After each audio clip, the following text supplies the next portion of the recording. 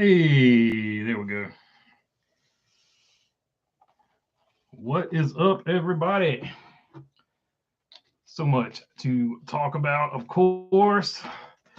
Should the overtime eliminated? Too many commercials. First off, let's make sure the chat's working on my side. Yep. All right. It's working on my side. It's working on your side. I can already see them. So so the big topic of debate, NASCAR tried to basically, what do you call that? Gaslight everybody and say, oh, it's always been like this. And the fans have no reason to complain about too many commercials because it's always been like this. I got two problems with that. First off, it has not always been like this because there were at least 13 more commercials period, not commercial breaks, 13 more commercials at the lightest estimate of this. So there are more commercials, or there were more commercials last race. And if your argument is it's always been like this, or it has been like this since the last 20 years, that means you have not innovated in the last 20 years. And if you haven't innovated in the last 20 years to catch up to how entertainment is working, you are going to be like Blockbuster and you will be no longer. So I don't like either one of their arguments for that. They're both pretty stupid. So it is what it is. The other big topic of conversation has been, should we get rid of overtime? Should we get rid of the green-white checkers? Should these races end at the scheduled distance, meaning they would end under caution? Or should we, as was mentioned on this channel, go to a 5-lap shootout where you get one chance to get it done? And if it doesn't happen under that 5-lap shootout, then the race ends under caution. So that would probably be a good poll question, huh? So let's do that as a poll question real quick.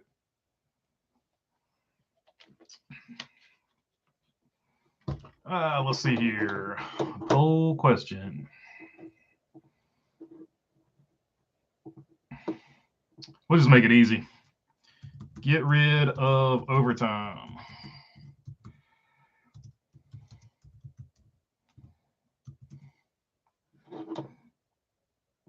There we go. And I'll try to remember to actually close that poll. Sometimes I forget to close the polls.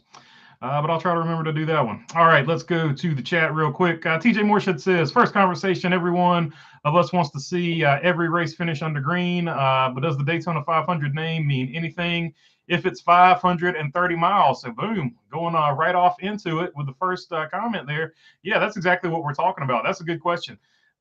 So I'm sort of like back in the day, I never understood why they went to the green-white finish or whatever, because I never had a problem with them ending under caution, right? I was just like, oh, well, that's bad luck. Even if a guy was charging and was trying to make a move, I was like, oh, that's bad luck that that guy behind you wrecked. And now it's just going to end under caution, because it did two things. It made everybody race the last few laps like they had some sense, because they knew if they wrecked in the last few laps, that there was a possibility that the thing would end under yellow and they would have no chance of advancing their position. And the other thing it did is, it took away from these wreck fests that we have where you got 5 and 6, restarts, or two or three attempts at a green-white checkered. So it got rid of that too. So to me, I always saw it as win-win. And even I remember when they first came out with overtime, I was like, can you even do that in a NASCAR race? Like, I'd never even seen it or even thought about it or heard it done. So even when they came out with it, it was sort of outside of the box thinking. Some people like it, some people love it. Some people really hate it. So, it just depends on your perspective. I personally, I'm team finish it at the regular distance. That's my personal thoughts on it, but I don't know. It is what it is. I guess I would like to see the counter argument for the people that want to keep it, because I can't make a counter argument, because I just never, even when it was originally instituted, I thought it was probably a bad idea. Let's see here. Bumblebee said, I wouldn't say eliminate overtime completely, but my idea is a single 5-lap overtime. And if yellow happens, the field freezes and that's it. So I feel like that's probably a fair enough option. If you're going to go overtime, it should be one attempt at it. And 2 laps at most tracks is not enough to get anything going. So I do like the 5 laps actually right there. So I think 1 attempt and 5 laps is also a fair look at it. But also I can't deny that I don't mind them finishing under caution. So it is what it is. But all opinions are always welcome, and that's a good point. If you're going to go to overtime, I think it should be 1 attempt, and I do like 5 laps, because it's going to take at least 5 laps to get. William Wagman says, I want to taste it first. I want to shop like a billionaire. Good boy. Get going. He's talking about the commercials there. Yeah, I can't shop like a billionaire. I can't remember which one that is, but I want to try it first. That's definitely the Coke Zero one. But yeah, it was definitely shop like a billionaire. I forget which advertising campaign, but they both definitely played the crap out of both of those commercials. And that Toyota commercial with Isabella Robusto and Tony Bredinger. I can't say her last name. Anyway, they were both in that one. So that Toyota commercial, they showed that one a lot too. TJ Moorshed says BB has already touched on my first comment. So yeah, there you go. We're starting off right here, TJ, no doubt. Take off. Greetings from Canuckistan. What's up, Robin Marks? What's up, Canada? Camaro 50 says I had Harvick's roof cam on YouTube so I could watch the race during the commercials. That's a pretty cool option. So at least you get that if they're going to do a commercial fest. I guess another question would be if NASCAR was really smart about this and if their TV partners were really smart about this, here's what you could do if you're Fox, right? For the regular non-paying customers, if it's on regular Fox, it's sort of a different situation on cable because people are already paying for cable. But if you've got these live streaming tools like Peacock on NBC, right? If Peacock on NBC offered an option where you paid like $12 a month for Peacock or something like that, and you could watch the races either commercial free or you were guaranteed to only see 4 commercial breaks in the race, that's probably the way to do it. Like you can either watch it on whatever NBC shows it on regular TV, or if they're showing it on one of their affiliate networks like USA, or you can buy a Peacock Premium. Let's just call it Peacock Premium for $12 a month, and you only get 4 commercial breaks if you buy a Peacock Premium. I think that's probably the best way to address this TV contract going into the future, because I think a lot of people would pay, let's not say $12 a month, but you know what I'm saying. They would pay the fee just not to see the commercials, and you would get maximum amount of revenue that way. That is basically what Hulu does, right? So there is a business model for that. And if you look at what Twitter is talking about doing right now, and Facebook and Instagram are talking about going to it too, you get a free version of it, and then there is a paid version where you get additional options. I think a lot of things are fixing to go this way, and I think if the TV people get in front of this, that is something that they could get in front of, because basically if I could do that, I would all my cords all together. Like I wouldn't need anything other than the internet, because I would have whatever they stream it on Fox and whatever they stream it on NBC, and that would be the only things I pay for. I would drop Netflix, Amazon, everything else, because that would be the only junk I need, that and YouTube. Let's see here. Chrome Diesel said, just finished the race on scheduled distance. Less cars will be destroyed, and there will be a lot of room for post-race coverage. I agree. I especially because it definitely will shorten the races, especially if they eventually get rid of the cautions for the stage breaks. You can keep the stage, just get rid of the caution for it, but that'll shorten the runtime of these races. And like you said, it'll give you more time for post-race coverage, and you can throw tons of commercials in that post-race coverage. Throw as many as you want to. Rich L says BB sporting the Eric Jones Air Force hat. Yep, this is the outfit I wore all day today. Got the old Intimidator t-shirt on here as well. And on the back, a lot of people like the back of this shirt too. It says God made bumpers and bumpers are for bumping. So that's the old famous Earnhardt quote there. Let's see here. I like dislike says, do you think the 500 is losing its prestige with it being a modern day demolition derby? I don't think so, because I think a lot of casual fans tune in for that. It might be irritating some racing purists, but I think the casual fan gets exactly what they're tuning in for. I think that's what a lot of casual fans tune in for. They see nothing but side-by-side racing, and they're just waiting for those big, gigantic wrecks. Unfortunately, I think that's what a lot of casual fans that only watch the Daytona 500s and Talladegas and races like that, I think that's what they do tune into them for. TJ Moorshed said, I can't believe I'm calling for a rule change in favor of a driver I used to despise back in the day. I'm not even calling it because of that. I'm just calling it because you trash so much equipment on these green, white checker restarts and stuff like that. And they never, like, the idea behind it is you race to the finish and you're gonna get this great finish, right? Or something like that. And that's very rarely the case, right? It hardly ever happens. So let's see here. Napa Racing Fan 927 says, I'll admit that I like the green, white checkers and overtimes originally. Now I can't stand them. Totally destroys the end of races nowadays. Yeah, they probably started off pretty good. Like I said, I never was a fan of them. So they probably started off really good with the best intentions, right? And I think they did start off with the best of intentions, but it's turned out to be more of a nuisance than a great idea at this point, right? So unfortunately, it didn't work out. They tried to do something there, and I don't think it is. At least for this race, us fans are fickle. At least for this race, it did turn out the way we liked it, right? Quiet Cat, what's up, BB? My opinion: no more green-white checkers and no more stage cautions. I'm with you, Quiet Cat. I think that's going to be NASCAR's best option going forward. Mike Joy tried to calm people down by saying they loaded the front half with commercials so we could watch more racing at the end. Boo, Fox sucks. Yeah, so look. They did what they did, but at the end of the day, it is an antiquated model for watching TV, right?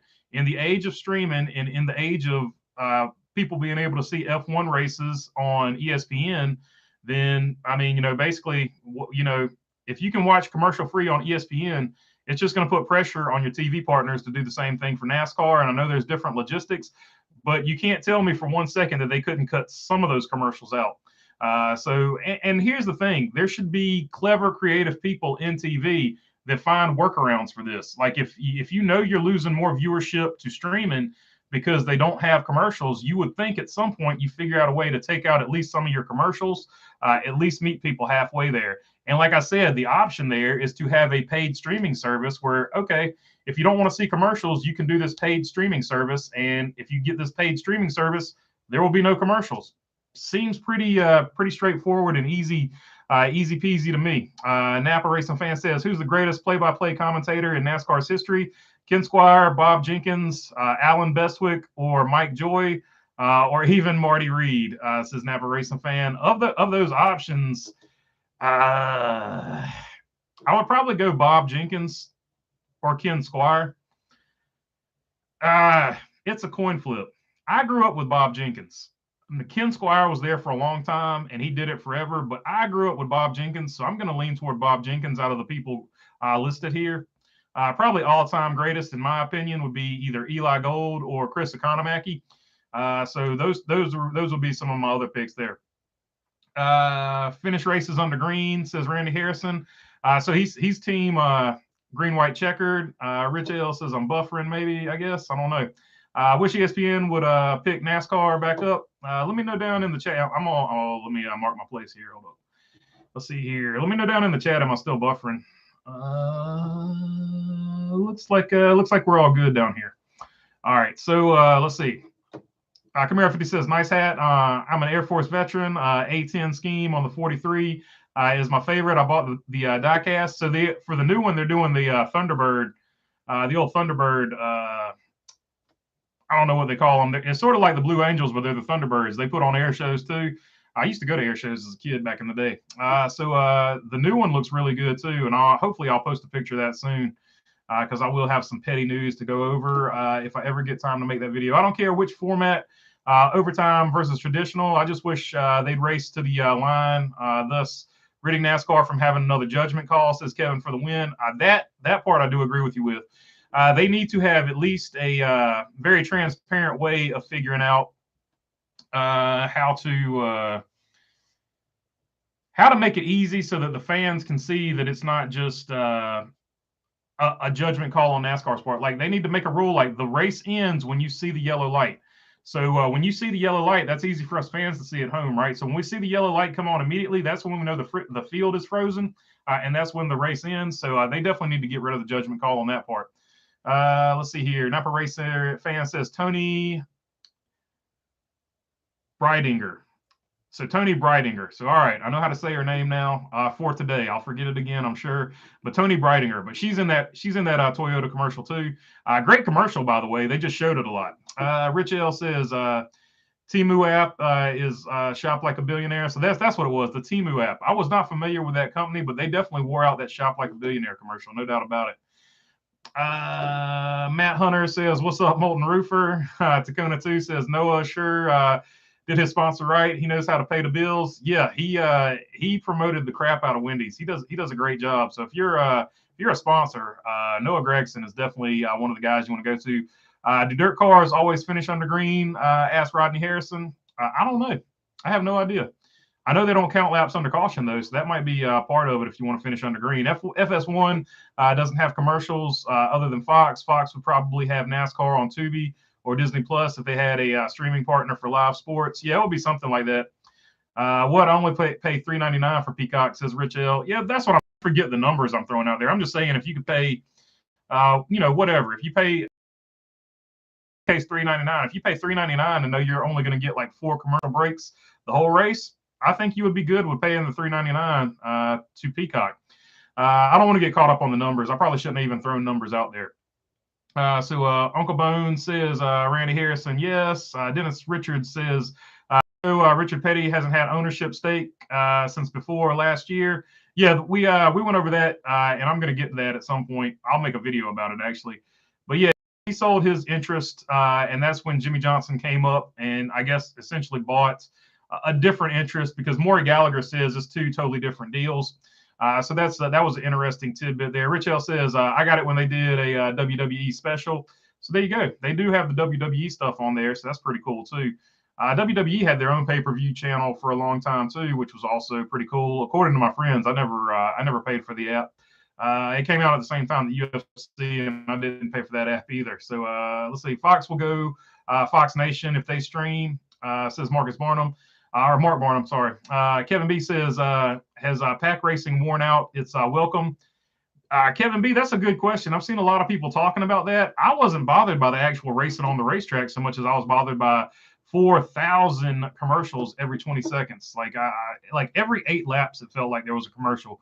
So it was just very annoying. I thought Fox Nation was more for political stuff. I could be wrong though. I mean, yeah, but USA is for entertainment, and they put races on USA now. So I think you have to be nimble and agile in this new digital age. They'd have to figure out something. Dennis Richards said, "Yep, Fox is looking for that extraordinary finish. It's all about a big moment for them." WWE, and NASCAR's come out and said they basically they're in the sports entertainment business, right? That was the big famous quote from last year. Rich L says Napa, it is. Bumblebee says, we can want it all we want, but chances are NASCAR won't listen to us as usual. LOL. Very good point, Bumblebee. But yep, I got to talk about something on here, so I'm going to ramble about it some more.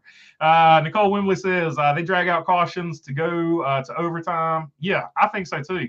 So that's what I'm saying. If you stop counting, here's the deal: stop counting caution laps when there's 50 laps to go. So if there's 50 laps to go, there's no longer do you count laps under caution. I think that would help. Let's see. Napa Racing Fan 927 says, I know I meant just political stuff. Yeah, so that's one issue with if they had it on Fox Nation. A lot of people would not want to watch that. But then again, that's a pay streaming service, so you could ignore it in that situation. So you wouldn't have to buy it. So that would be that. But yeah, the 4 commercials you got if they streamed it on Fox Nation would 100% be Fox News based, and that would very much irritate half the country, right? So Rich L says, "Yep, that is just about that stuff." I said, "Yep, it's just about that stuff." Let's see here. Even in the 500 miles of green flag racing and not counting caution laps is better, but every rule has its downside. Some truck races would take like 5 days to complete. Yeah, that's a good point, TJ Mooreshed, and that's why I said you just stop counting caution laps when there's 50 to go, or take the percentage of the race, and whatever 50 laps would be. If it's a 500 lap race, 10%, right? 10% of a 500 lap race would be 50 laps, 50 miles, in a 500 mile race. Kevin B says Barney Hall for radio. Yeah, Barney Hall was the man. Everybody on MRN back in the day, in that Eli Gold era. Like Dislike says, always DVR races and start an hour late so I can fast forward through the commercials. That's actually a pretty good strategy. I used to do that back in the day too. I just don't do it anymore now because I'm trying to keep notes and stuff like that when I'm watching the races, so I can halfway know what I'm talking about the minute it's over when I start making my videos. I wouldn't pay for pay-per-view for even the Daytona. It's the same thing every year. Half the field is wrecked. So there you go. There's a lot of people that would just watch it for free and just take the free option and suffer through the commercials. It just depends. Like, if I had the option of just watching NASCAR races on streaming, I would do that because I could get rid of my satellite bill. So for me, it would just make sense from that respect. So there's a lot of different moving parts and pieces as to why I would probably prefer the streaming service. NASCAR guy says drivers cause cautions. That's 100% right. Like if they didn't drive like crazy people, there probably would not be as many cautions. Napa fan says that's a good idea, but I don't like to miss anything live. Yeah, so it's a decision you got to make. You got to trade off something. When I was in the Navy, every day was an air show. Says Rich L. Buzz the tower. Always buzz the tower. Let's see here. Robin Mark says that Dallas air show was sad. I don't remember exactly what happened to that one, but I've seen a lot of bad things. Not live, but I've seen some bad things happen. All female pilots in the flyover this year, said Mark Barnum. So that was pretty cool. And I think in the ARCA race, it was the most females that had ever been in an ARCA race. So it was a big weekend for the female. I don't know what you call it. Female movement, female forward, female first. I forget what they call it. Whatever Busch Light, Busch Beer was calling it. T-Van said, "What's up, BB? What's up, T-Van? Hope you're doing good today. Will Auto Club short track be good? The original layout, at least for the new track, was a Martinsville Bristol hybrid. It looks good on paper. You never know how it's going to race, and you got to figure out what material they're going to use. If they did it all concrete, it wouldn't matter what they did with it. I think it would be a fun race because there'd be a lot of slipping and sliding. But we'll have to see what actual format they go with, because they've changed it 2 or 3 times already. So I think the original layout would probably be good." Josh Strickland says, "Do you think Fox will listen to the uproar about commercials?" Nope, not until they have to. So the only chance we have of that being remedied is when NASCAR and Fox getting meetings for the next TV contract, because Fox already has it laid out as to how they're going to do it for the rest of their structured deal. Richelle says, "I met one of the first combat female jet pilots back around 1981. So there you go. Even back then, I got a friend that was one of the first paratroopers. She was a paratrooper, and then she went on to more clandestine things that I can't talk about. So we'll just leave it at that. But for women have been in the military for a long time is I guess what I was trying to say there. Bumblebee says new sponsors for this week are Kyle Busch with Lucas and Tyler Reddick with Monster Hard Seltzer. I couldn't put it on Ty Gibbs' car because Ty's not of the proper age yet. So I think that's going to be pretty cool. I was wondering when one of these energy drinks was going to get into that game, because I was waiting for it. I thought it might be Red Bull first, because Red Bull already has that connotation. I remember I was drinking Red Bull back in the day, and my boss walked in and says, "What are you doing?" And I was like, "What are you talking about?" He's like, "You're drinking Red Bull." I was like, "Yeah, I'm drinking Red Bull." He's like, "You're at work?" I was like, "Yeah." He's like, "You're drinking Red Bull at work?" I was like, "Yeah, I'm drinking Red Bull at work." He's like, "Doesn't that stuff have alcohol in it?" I was like, "No, it doesn't." And he looked, his face just got red. He was so embarrassed. I was like, "Yeah, dude, like it's just an energy drink. It's just got caffeine. It's just for people who don't want to drink coffee in the middle of the day." So it has this connotation with people that don't drink it, that it's got bad stuff in it. Rich L says, "I got premium with that price." So there you go. $3.99 is not bad for Peacock, as long as you can see all the races, but I don't think you can see all the races on Peacock. At least not live. I don't know. Somebody correct me. I don't have it. Let's see here. Napa fan says, "I miss NASCAR Race View. Race View was the bomb. I hate that they got rid of it." And even back in the day, you had the 6 channels of in-car cameras. You had the option with, it's not Dish. Was it Dish? Maybe it was Dish. It's either Dish or DirecTV, but you had the option of 6 in-car channels with Dish, and that was pretty cool. But now you basically get that with YouTube, but you don't get the 6 cars. You only get 1 car on YouTube. Robert Mark says, "I cut the cable years ago, listen to radio, watch YouTube stuff in cars, etc. Lots of people are hating on commercials. I ran it on their official video and complained." I appreciate it, Robert Marks, because they do need to be aware that, look, even if you did it like this for 20 years, you know what? It's an old business model, right? Henry Ford didn't roll out the Model T and say, "All right, that's it. That's the best a car is ever going to get. The Model T is what it's going to be for the next 4,000 years." Henry Ford didn't do that. Henry Ford released the Model T, and then he got to work figuring out a better way to make, cars and stuff like that. And that's how Ford motor company was built. And yeah, I know a lot of people have a lot of things to say about Henry Ford as a person, but I'm talking strictly about how he ran his business. I don't want to hear about his World War II bad guy stuff. Let's not miss the point of this, right? So here's what Fox and NBC have missed. Okay, this worked for 20 years. It's not 20 years ago, guys.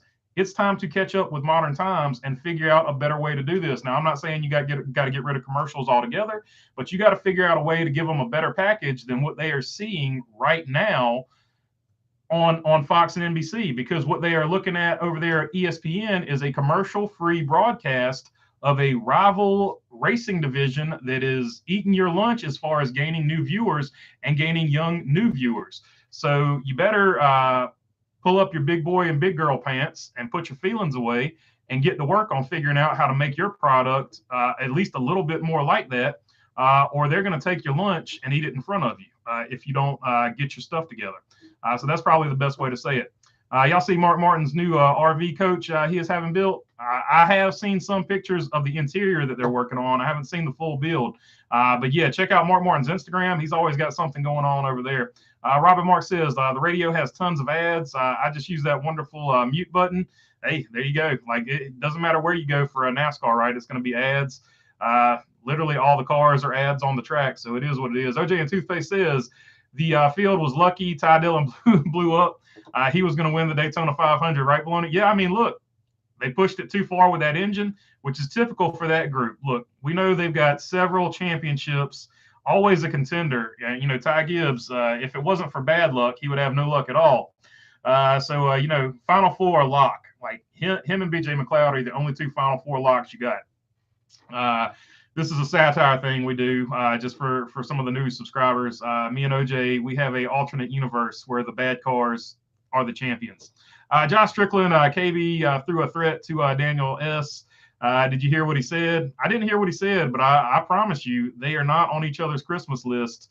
After he wrecked him in the duel, and then caused the caution that cost Kyle Busch his best chance so far of winning a 500. I'm not saying he would have won it, but it took away the best chance he's had, at least in the last 3 or 4 years. One wise guy said, I rewatched the 500 today and was quite impressed with Corey LaJoie. Yeah, Corey LaJoie gets it done on super speedways. And ironically enough, Corey LaJoie had a very strong comment that I'm going to have to make a video about. So I'm not going to leak that here, but he basically said there was no skill in plate racing. Angus 420, I just watched the free replay NASCAR puts on their YouTube channel. Yeah, that's definitely a really good option if you can wait that long. But for people that want to watch it live, it's kind of rough to watch live. Rich L says Corey is looking pretty solid. Corey did a great job. Corey always does a good job at the tracks where his equipment will allow him to compete. Is probably the best way to say that. And that's nothing against Spire. They just don't have the same amount of money that some of these other teams have. Napa says this is what NASCAR wants. All they need is Corey LaJoie to win at Atlanta, Cody Ware to win at Talladega, Todd Gilliland at Atlanta, Ty Dillon at Daytona. Perfect playoff bracket. It would create a lot of conversation around the sport, and that is actually what NASCAR wants. So you're dead on about that. But would it be positive conversation, right? And Mr. Beast talks about this a lot. Why do I watch Mr. Beast? I actually don't. I just watch his interviews. But Mr. Beast talks about this a lot. He says when he's talking about creating thumbnails and titles and stuff like that, he's like, it is easy to create outrage views by doing outrage things in your titles.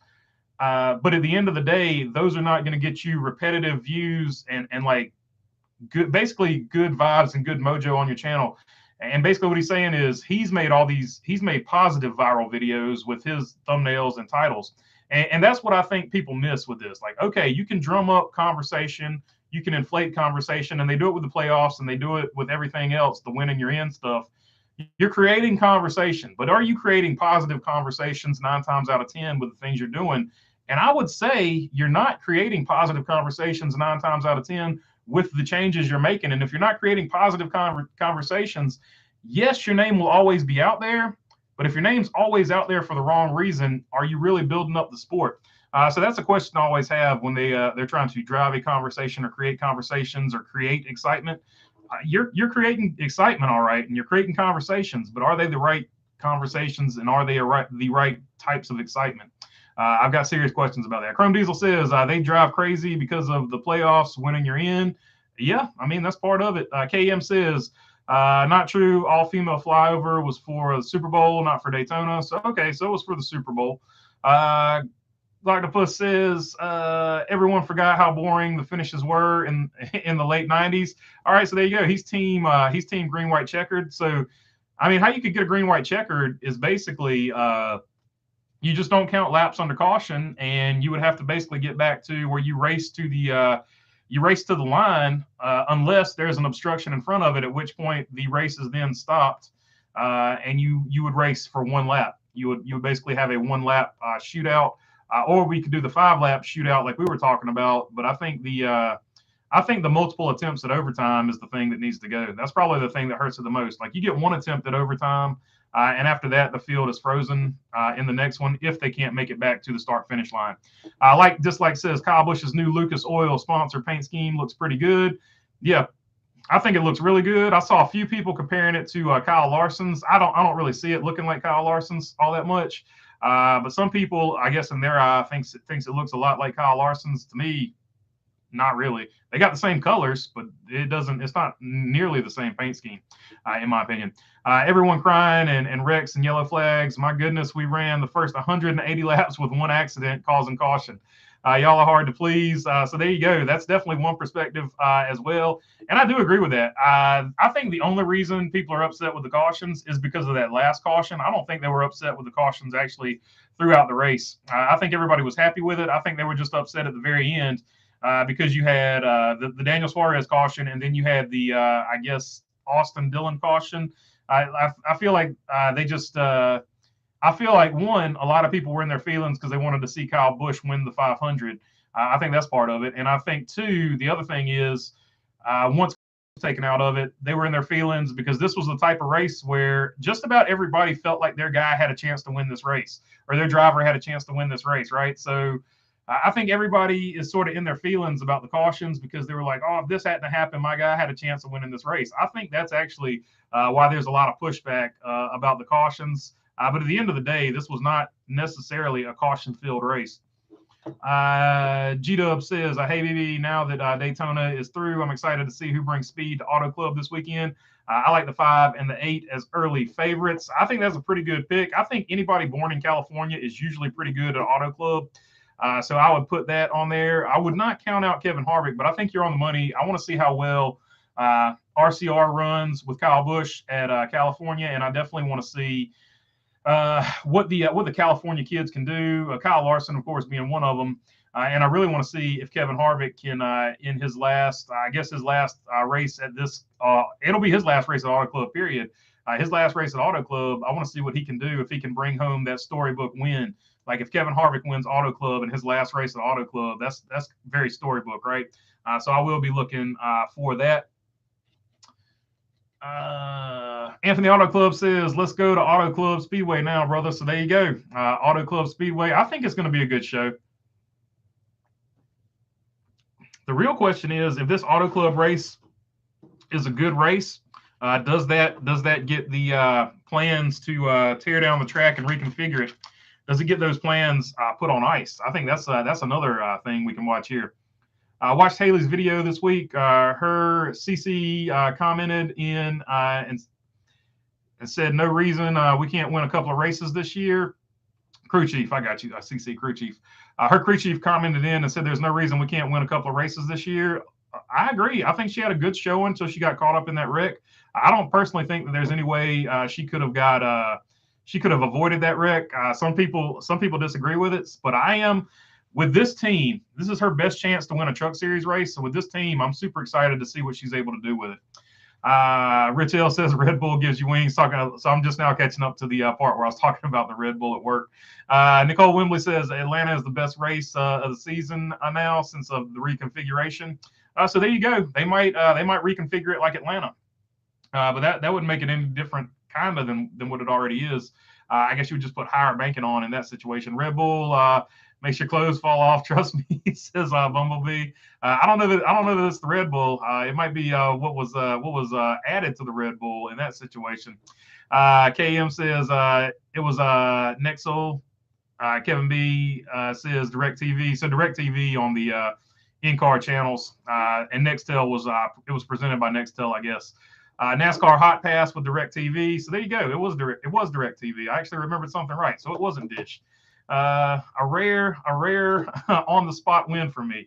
Daryl Adams, NASCAR tried to get the green flag finish and did bad things, throwing red flags to save laps. I would love to see a green flag finish at every track, but I won't cry if green white checkered is scrapped, says Daryl Adams. Yeah, so I guess that's the other point I should make. I'm not like super. I don't feel like super married to either side, right? Like when they took away races end under caution, I wasn't like, oh, throwing fits and punching the air or nothing like that. And if they get rid of the green white checkers, I won't be like celebrating or anything like that. To me, it's just like, okay, well, this is how you strategize to end the race now. So this is what I'm looking for this team or that team to do. It's not like necessarily a hot button topic to me, but I know a lot of people feel some kind of way about it. So I guess I should put that out there. I'm not like super like, oh, we absolutely have to finish under yellow every single time if that's the way it, I'm not like that. Like I'm open to either way of it. It's not that big of, I guess, of an issue to me, but I know a lot of people don't like it. Bumblebee said, no, that's Cuervo that makes your clothes fall off. So there you go. Yep, add it to the Red Bull, and then it'll be like some really exciting times. Let's see here, some amped up antics. Let's see here. Napa Racing Fan says Fox started becoming worse when Jeff Gordon became a commentator and splitting up Joy, DW, and Larry Mack. Yeah, so when they took Larry Mack out of the booth, that hurt a lot of people's feelings. Like a lot of people didn't want to see that happen. Like Larry Mack is beloved. He is America's crew chief for a reason. And a lot of people love Jeff Gordon too. And, the two are not mutually exclusive. Some people were happy to see Jeff Gordon in there, but they hated seeing America's crew chief leave. So a lot of people feel they didn't like that move. So yeah, for sure. There's definitely that feeling. Like NASCAR, just because something works for 20 years doesn't mean you should stick with it. If that was the case, we would still be racing Thunderbirds. Hey, there you go. Like let's take it back to 57 Chevys and 57 Fords. That worked the best in the golden era, so that's what we should be racing now.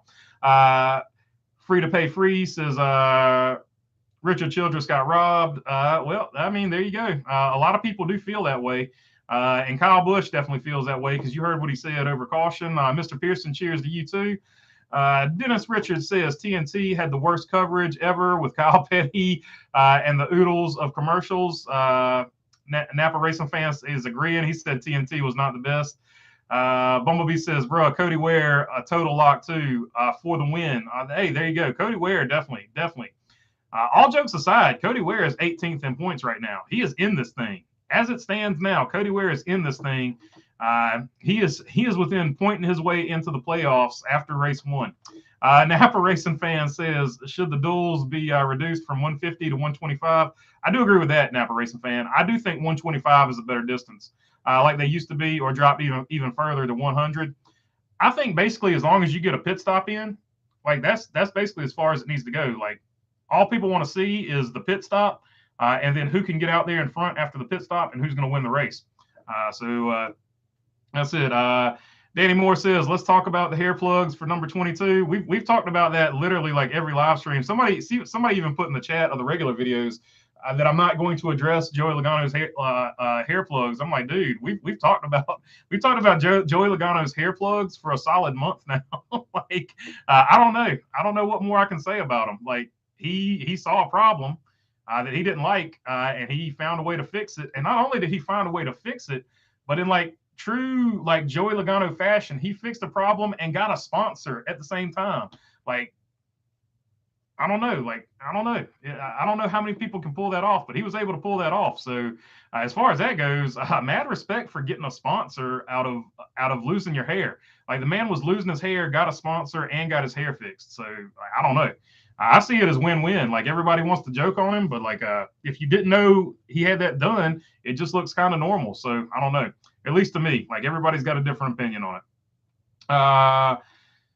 Let's see. Josh Strickland said if Corey got in a good ride, he would be awesome. He is a wheelman. So there you go. I agree with that.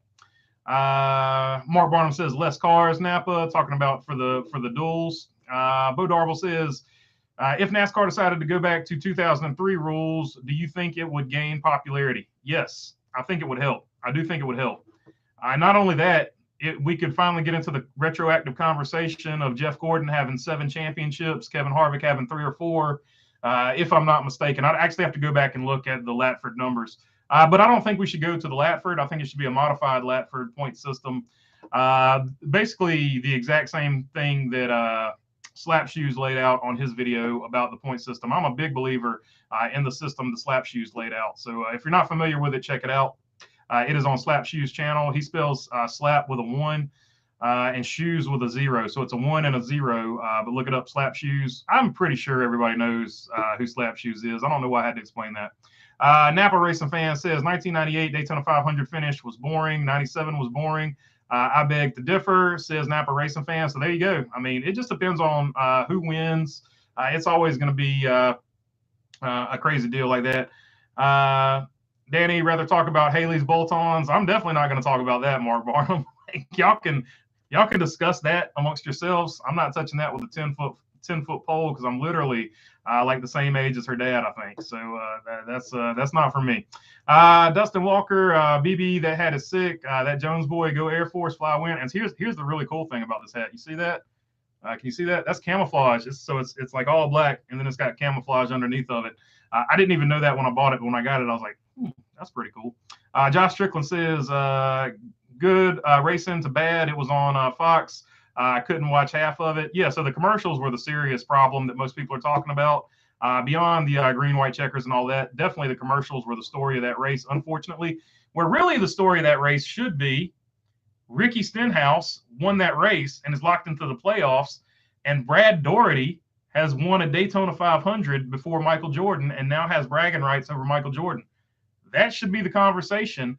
But NASCAR, in its lack of foresight and lack of leadership, has fallen into the rabbit hole of talking about the negative conversation. NASCAR should be pumping out what I just talked about as their talking point. Instead, they have decided to come down here and gaslight fans and be like, oh, well, this is the way we've always done it. There wasn't more commercials than normal. Then they showed a graph showing that it was more commercials than it was in every single one of the graphs of the other years in that graph that they showed.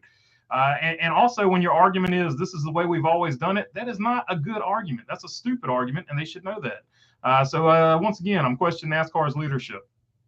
Auto Club will be reconfigured either way. Land is more valuable than the track, and Auto Club would be awful for the first 3 to 5 years of a repave.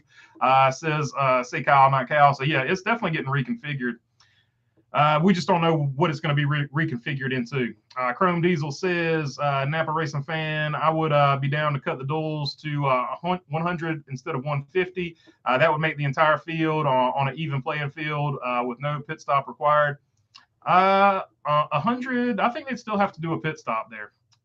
You're going to have a pit stop one way or the other. T-Van says, Auto Club will be a better race than Daytona. That's a hot take right there. I don't know. It could be. I think Daytona would have been one of the all-time classics if that Suarez caution hadn't come out. And nothing against Suarez, he couldn't have done anything about it, I guess. But like, or if you're in the camp that he wrecked on purpose. But either way, if it hadn't been for the Suarez caution, I think we would have had one of the more classic finishes of all time. I don't know who would have won it, but I think it would have been a great, awesome finish. OJ and Two-Face says, a lot of older NASCAR fans I see are starting to root for Kyle Busch now that he's in the RCR number 8. I think just the fact that he left Toyota, it feels like a win for the Chevrolet fans. So I think a lot of that has to do with it. And also I think that Kyle Busch is what's the best way of saying this? I don't know if you've had friends like this, but a lot of times you'll have that friend that's a butthole, but he's your butthole. I feel like that's the way a lot of NASCAR fans feel about Kyle Busch. He's a butthole, but he's our butthole. So that's I think it's sort of come full circle where he used to be the most hated. Now people are starting to embrace him. He's entering that Dale Earnhardt Sr. territory as far as fan favorite stuff goes. Like, people hated Dale Earnhardt for a long time. Dale Earnhardt was the most hated guy in the pits. He was the most hated guy in the stands.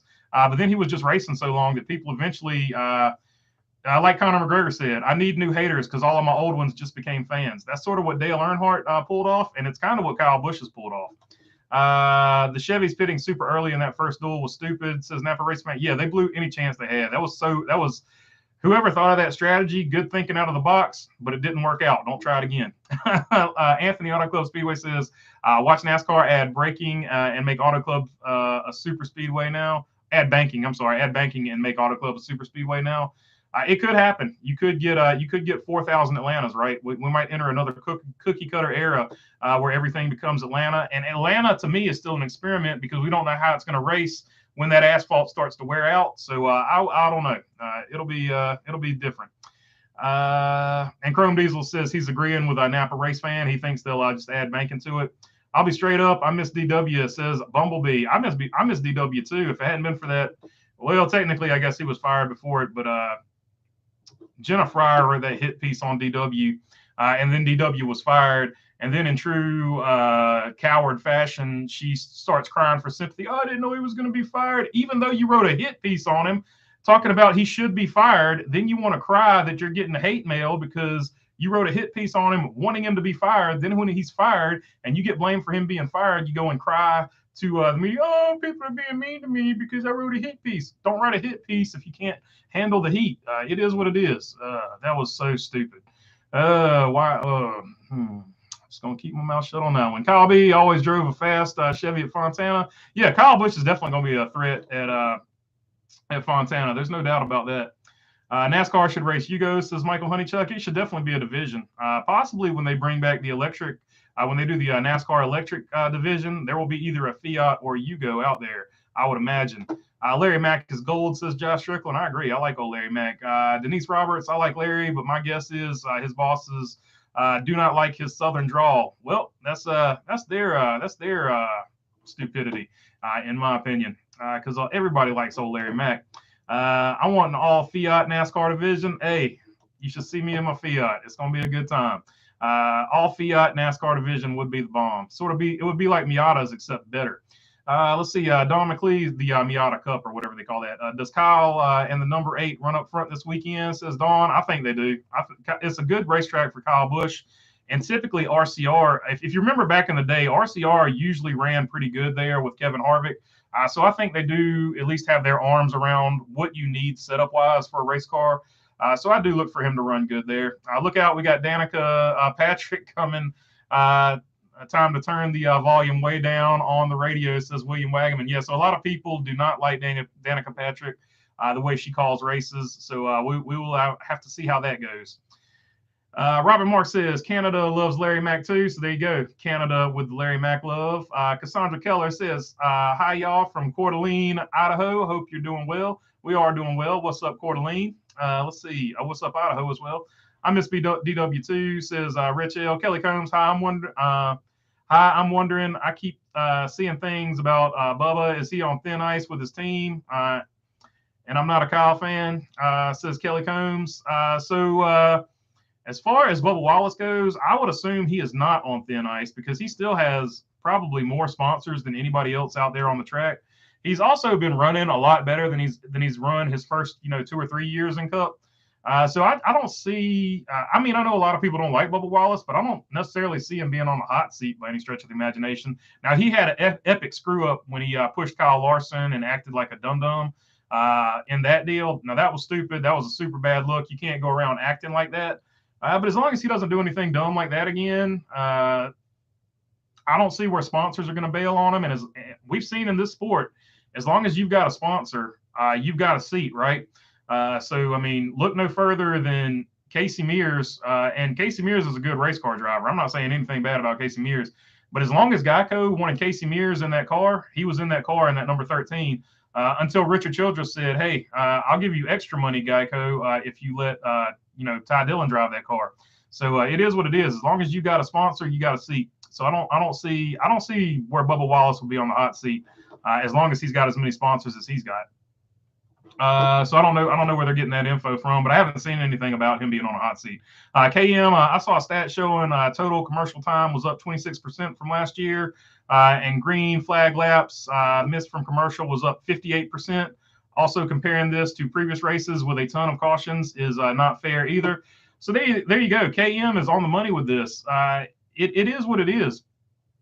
It's just one of those deals where NASCAR is trying to gaslight. There's just no other way to put it. And by that, I mean NASCAR is trying to tell you something is true when it's not true. So, and that's what I mean by gaslighting, or that's the definition of gaslighting. So, it's not true. They've taken a company narrative and they've pushed it out through several sources, trying to convince you of a thing that's not true, and it's bullcrap. It is what it is. Bumblebee says, Kelly Combs, don't watch that clickbait. Watch us for facts. Bubba ain't in no trouble at 2311, I promise you. So there you go. I'm not even aware of the clickbait video or article that's going around, but I think he's probably in pretty safe spot where he's at. Even if he's not in a safe spot there, he would immediately get a ride somewhere else. Make no doubt about that. Dennis Richards says, I think Kyle B is going to run near the front this weekend. I'm afraid he'll check out if he has a bad start to the season. That is a concern with some people with Kyle Busch, but I think he'll be fine this season. Like I've told a lot of people, I think it's after this season, if things go south, that's when you could see Kyle Busch sort of, go the wrong direction. Like sometimes he goes down that path. But that being said, look, he's older. I think he learned a lot from that contract negotiation with Joe Gibbs and stuff like that. He's not a dummy, right? So he's got to know that some of that stuff he did over there, he won't repeat, right? So you're judging a guy on like a body of 10 years and thinking that he hasn't learned anything. I would go toward the other side of that and say he's older. He's probably learned that some of that stuff was just childish and dumb. And I think he'll taper it. That being said, he's still going to have Kyle Busch moments. I fully expect somebody to get cussed out at some point this year. So we'll just have to see how that goes down. I don't think Kyle Busch is going anywhere. I've told this to a lot of people.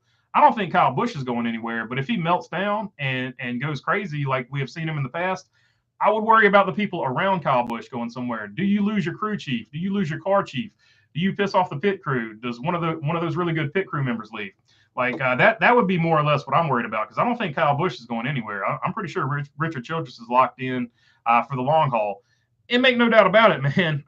He's had other drivers there that are cantankerous and difficult to deal with. Just listen to the radio back in the day of some of those other drivers he's had, if you don't believe that. And I'm just not going to get into it because I don't want the hate for saying that. So it is what it is. Bumblebee says, like dislike, I'm down with that. Michael Honeychuck says, I was at 98 and 97 Daytona and couldn't tell you who won. Most likely Budweiser. So there you go. Budweiser won the commercials that year. Don McLeese says, Zane Smith to the 4 car next year. There's a possibility that could happen. There's no doubt about that. KM says, and then for them to gaslight us and say we were complaining for no reason also rubbed me the wrong way. I agree with you 100%. It was complete bullcrap. It's spin at its best. And NASCAR back in the day was good at spin, but in this digital age where everybody can say whatever they want to via Twitter, YouTube, Instagram, Facebook, whatever platform you're on, the days of NASCAR controlling the narrative are over. And they need to get over that and get with the times. Like that's just 100% what needs to happen in more ways than one, not only with the TV broadcast, but with them trying to put out these bullcrap excuses and things like that. They need to realize that this is not the era to try to gaslight people, because too many of the facts are already out here. And people will dedicate a lot of time to getting those facts put out there. And so there's no need to lie to the fans and try to tell them that they're wrong. So especially in a situation where they're clearly not wrong. William Wagaman, I need to taste it first, then go shop like a billionaire. Got the sheets of it already, and it's only one race. There you go. So there you go. William Wagaman giving us the commercial rundown. That's 2 commercial breaks so far. William, you're gonna have to step up your game. We need to get some more in here. We're not nearly on pace with Fox. Dawn, I'd like to see Zane go to RFK. They need new young guns to light up the team. That probably wouldn't be a bad. I don't know who. Does Brad Keselowski retire? I would see Brad Keselowski retiring in that situation, because I feel like Christopher Buescher is sort of the future right now over there. So I don't know. This is the way we've always done it. Blockbuster videos, say Kyle, not Cal. Hey, there you go. That needs to be a T-shirt. We need to figure out a way to make that a T-shirt with a NASCAR theme to it. That's I'm gonna work on that. Thank you for that. Y'all hit that like button. Support BB for his hard work. Yeah, if you would like to hit the like button, I would super appreciate it. It helps out the stream and helps out the channel. One of these days, I would love to get to 100 likes at one point. We've never achieved that, so I would like to get to it. That I remember at least. Josh Strickland, heck yeah, Ricky is awesome. I agree. That should be the story. Awesome dude. He gave me some parts to race and didn't even know me, says Josh Strickland. Yeah, so that's I've actually heard quite a few people that race at Millbridge because I guess Ricky Stenhouse either still does or used to race at Millbridge a lot. A lot of people that go out there say he's a super nice guy and he'll jump in and help out, whether it be advice or in this situation parts or anything like that. So yeah, Ricky Stenhouse definitely he's definitely a racer, a down to earth dude.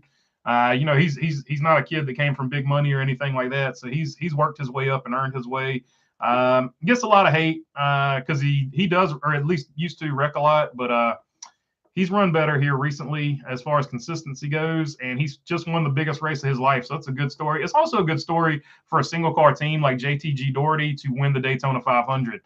So there's a lot of positive things NASCAR could be talking about, but they have chosen to talk about commercials and fan shame the fans. So Napa Racing says Dale Earnhardt would have won in his early to mid 50s. I agree. He was still winning races. He won races the year before the deal happened. So yeah, he would have been right in the mix. Nicole Wembley says, good point, say Kyle, not Cal. Duke Chronic, what's up, man? Good to see you on here. Escobar says, I wish they could keep Fontana the way it is. The way it raced last year, as long as they keep racing like that, I think you have a solid point. But they are going to do something. They feel pot committed that they got to do something now because they've already torn some stuff down. Nicole Wembley said DW got fired. First I heard of that. Yeah, he 100% got fired. And Jennifer Fryer can say what she wants to. She wrote a hit piece and then complained that she was getting hate for writing a hit piece. Like, even if he hadn't got fired, I think she still would have got the same amount of hate. It is what it is. Jennifer Fryer threw a fit on social media because the Texas governor did the start your engine call. Yeah, so there you go. Once again, not being smart, because I don't care how Jennifer Fryer votes, but she just cut off half of her readership because half the country disagrees with that, or half of the country votes that way. So that's why I say, like, I stay out of it. I don't care how y'all vote, and y'all don't care how I vote. So that's why I completely stay out of that stuff. I'm never going to get on here and be like, oh, you should vote this, this, and this, or you're a bad person. Like, I don't get that stuff. Like, I don't feel, I'll never understand why people like Jennifer Fryer think I am so doggone important that I'm going to tell you how I vote, and I'm going to tell you if you don't vote like me, that you're not a good person. I've never understood that. To me, that's crazy. Especially, and even more so, especially with companies. Like, if you're a company and you get into that type of stuff, I'm like, let's say you're a hot dog company. Your job is to sell hot dogs, right? Well, I want to sell hot dogs to everybody because that makes the most money. So I'm not going to tell half the country that they're bad people, because at the end of the day, I'm just here to sell hot dogs. And when I go home, that's my personal life, and I'll talk about my personal life with my friends. And another thing is, I don't care about politics, because I have never, in all my time on this earth, I have never seen somebody sit and talk about politics and change a damn person's mind about anything. They're going to do what they want to do. They're going to vote how they want to vote. You can talk until you're blue in the face. They're not going to change. You're not going to change their opinion. So that's how I feel about that. So that's why I stay away from it, and I think it's stupid. That being said, I could get on here on YouTube and talk about it like all day and make tons of money. It's a heck of a grift. Napa Racing fan, no more super speedways. I'm okay with Atlanta experiment, although I don't love it. They should have left super speedway racing at Daytona and Talladega. I think a lot of people do feel like that as well. I hope they don't make a ton of the same track. I don't care what type of track it is. I hope that there's just a good, even distribution of tracks throughout. Danica will have to interview Ricky Stenhouse. That's going to be primetime TV. That'll be the one good thing about Danica Patrick being on the broadcast. I'm here for that. Chrome Diesel says, I want NASCAR to try 670 Spacer for Atlanta. Hey, I mean, whatever works. if it makes for good racing, I'm all for it. We'll have to see how that plays out. I don't even know what I think it's the same package they had at Daytona. So whatever the Daytona package is, it'll be interesting. I'm good with all the commercials that helps pay all the bills. Maybe they could get more money from them ads and be better commercials that you would actually want to watch. It just makes a larger piece of the pie. So that's another good point.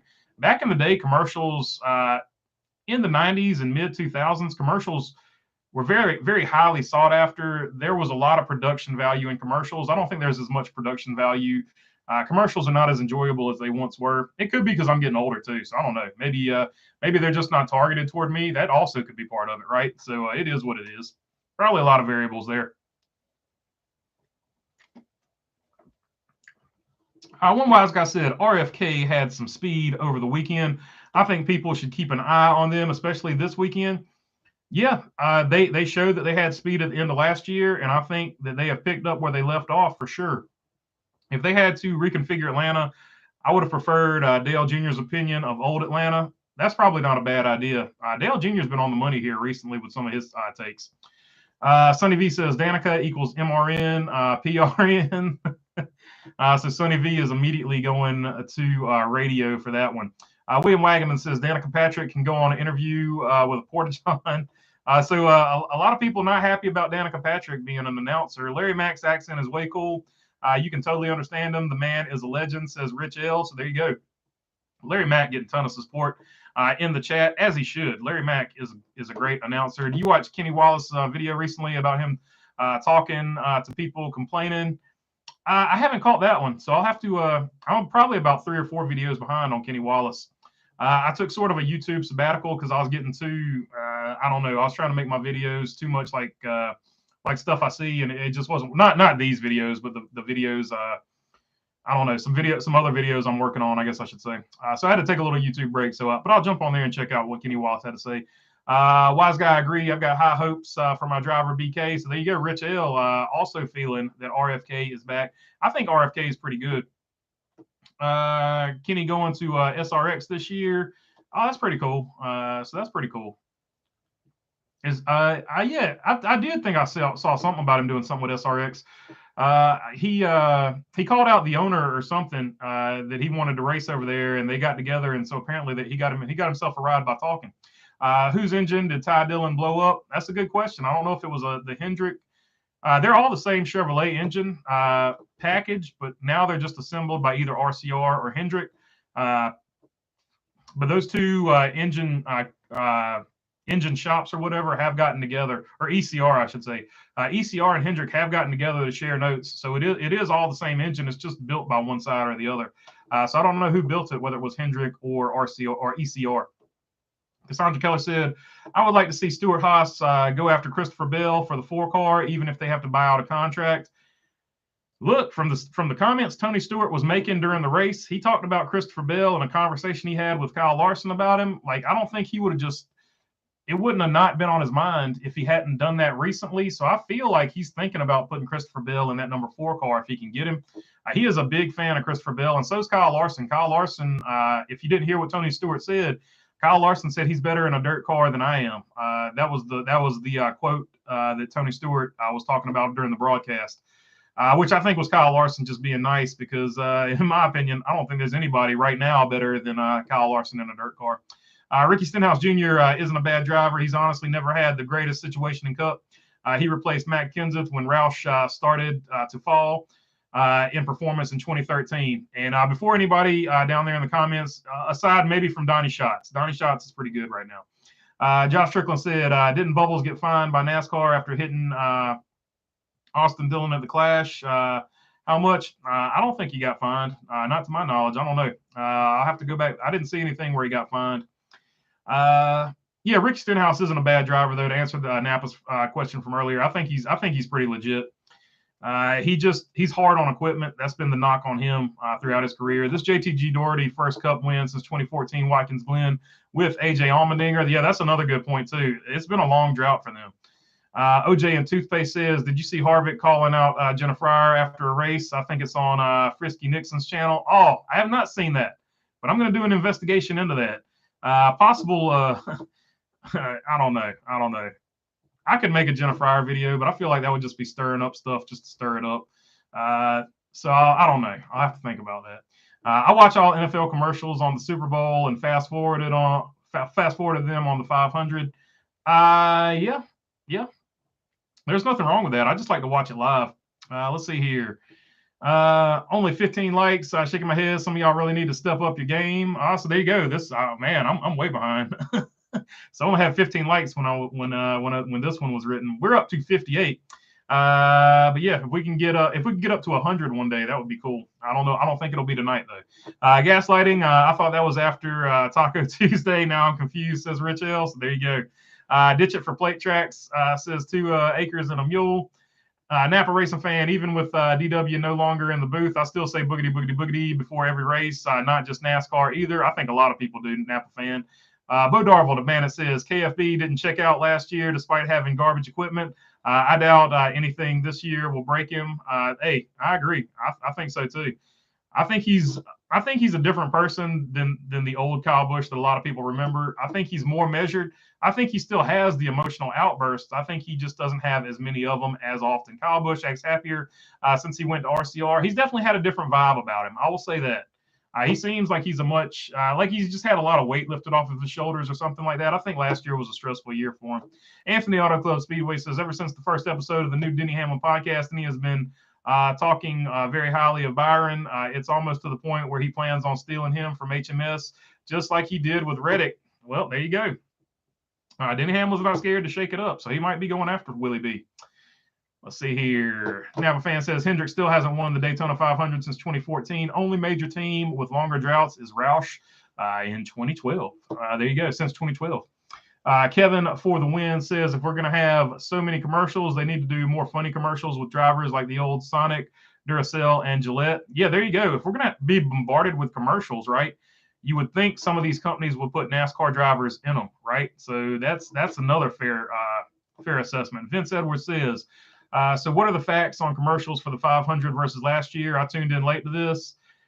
Basically, the facts are that there were significantly more commercials this year than the graph they showed, and we missed more laps under green than any other race. And the other thing is they've been trying to skew the numbers the other way because they specifically picked races that had a ton of cautions. And whenever you have a ton of cautions, of course, you're going to have more commercials. So basically, they handpicked some races, and it wasn't an apples to apples comparison. And even by that standard, it was still more commercials in this one. So definitely this race had more commercials than your normal race would have. Let's see here. Or your normal Daytona 500 would have. Commercials these days are lacking drivers, says Chrome Diesel. So yeah, there you go. We touched on that again. And I think you're 100% right on that. More drivers and commercials would help. What did you think of the RFK speed, no matter who was pushing? I think RFK had a good plan. I think that last pit stop sort of got them out of position when they were leading. But I think they would have been right back up there to it if everything hadn't broke loose several times in a row. We like KFB now because we have all been messed over by a previous employer. Okay, so there's a good point by KM, and we can relate to him. We couldn't when he was a spoiled kid and the world was given to him. So he sort of got that Stone Cold Steve Austin effect, Steve Austin versus Vince McMahon. So I hadn't even thought about that, but you're right. He has stepped into that role. And there was even some BS with that. A lot of people pointed out, he said Joe Gibbs was going to come out of his pocket to keep him there, and he didn't think that was right. To me, in my opinion, and I wasn't in on negotiations, to me that was window dressing, because I don't care what comes out of people's mouth anymore. I've been on this planet long enough to know that I don't care what comes out of anybody's mouth anymore. What I care about is actions, and the actions were thus. You had 1 year and some change to find a sponsor for Kyle Busch, one of the top 5 drivers currently, if not the best driver currently, and you couldn't find him sponsors. I'm calling BS on that. It is what it is. Joe Gibbs can say what he wants to. I'll come out of my pocket and keep you here, but I think that's BS. That was window dressing to make Kyle Busch feel like Joe Gibbs was doing everything to keep him there, when in fact you've got one of the best drivers out there, and you couldn't find a sponsor for him. And RCR, in a pinch, like in a very short amount of time, was able to not only get the sponsors that Tyler Reddick was leaving behind. Not only were they able to convince those sponsors to stay on with Kyle Busch, who apparently is just so toxic that he can't find sponsors. They were able to convince those sponsors that were already there to stay on for Kyle Busch and find him several other sponsors to finish out the season. So I'm just calling BS on Joe Gibbs went really hard to keep Kyle Busch there, in my opinion, and I'll die on that hill. So it is what it is. If you disagree, that's fine. There's plenty of evidence to support the other side of it, right? I'm just on this side of it, and I'm not like tinfoil hat conspiracy. I'm just looking at the actions that took place. If I have, let's just take another driver that's really good. If I have a year and a half to find a sponsor for Kevin Harvick, let's say Busch Light pulls out. If I had a year and a half to find a sponsor for Kevin Harvick, I could have found a sponsor for Kevin Harvick myself. And I'm not even like a business person. It is what it is, though. Let's see. I'm going to need a complimentary shirt. If that's the case, say Kyle, not Kyle. Not a problem, buddy. When it happens, you just let me know, and I'll let me know a way to get it to you, and I'll get it to you. Chrome Diesel said, instead of a Harvick, we have a red flannel guy. Instead of Coke Racing family, we have I need to try it first. Yeah, I mean, that's a fair statement.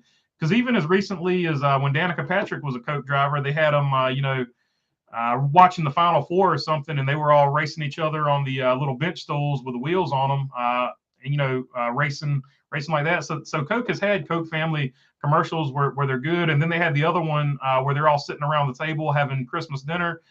So even Coke doesn't even have drivers in the commercials anymore, and they've got the Coke family of drivers. So it's kind of weird. Let's see. I'm glad now that Ross Chastain, fan, I watched his clips. He's good, real good. Jack Burton, Reflexes, Big Trouble in Little China, 1986. Hey, there you go. I know exactly the movie you're talking about there. And yeah, old Ross, the watermelon boss, is definitely good. Ricky Stenhouse is a heck of a wheelman in a sprint car, says William Wagman. Yeah, he's definitely that. He's definitely good in that. I drove for Tony Stewart for a while and either wrecked or won, according to Stewart. I think more charters will be part of the new TV package, back to 42 to 43 car fields too, says Old Home Guy. It's probably definitely in the cards. I think there's a chance it happens. NASCAR missed out on not keeping Travis Pastrana within its series. He would be great for the sport full time. Yeah, they could have made him feel more welcoming. And after the comment he made, if I was somebody in the NASCAR brass, I would make a phone call and be like, dude, you did great. You don't need to feel like that. You're just as good as anybody else that ever had their first race at Daytona. Like I wouldn't let him quit over that. Feeling like he doesn't belong there. I thought he acquitted himself well. John Forrester says, are we going to have tire problems again this year like we did last year? I mean, that's a good question. We'll have to watch it and see what happens. I still want a big fat bologna burger on the front of the T-shirt. It says T-Van. It's coming. That shirt is in the works. The art is being worked on that now, and eventually we're going to have a new place to get T-shirts as well. So it's all going to be a bigger deal. Josh Strickland says, Mom always says, don't talk about religion and politics at a bar. That's right, because you're never going to change anybody's mind on them anyway. So I agree with Mama there, Josh Strickland. One wise guy says, I think the tire issues was more of a tire pressure issues versus Goodyear quality issues. Well, it could be. And in my opinion, it's probably a little bit of both. So we'll see. We will see. Beast 1624 says, late to the party, started at the beginning 2 times and caught up. Commercials pay the bills. Down with let us come get some and get a better broadcast with the option of the booth for MRN. Yeah. So, and that's what I'm saying. You could keep all the commercials if you wanted to, but then just have a separate version that was streaming where there was either reduced or no commercials. And that would be a way of generating almost probably double the revenue, in my opinion. What's the over under in out of the car races, injured drivers this year? How many drivers will miss a race? Says Dennis Richards. I don't know, man. I don't know. Probably less than last year. I'll go under on that. I think it'll be less than last year. Hopefully. Maybe I'm just being an optimist. Bo Darville says, Harry Gant won 4 races in a row at 51 years old and possibly the best looking race car ever. Hey, there you go. Handsome Harry, high, wide, and handsome Harry. He was definitely the man back in the day. He got started really late, and he still looks like he could drive a race car to this day. Like, he is kept in shape. building them houses and working.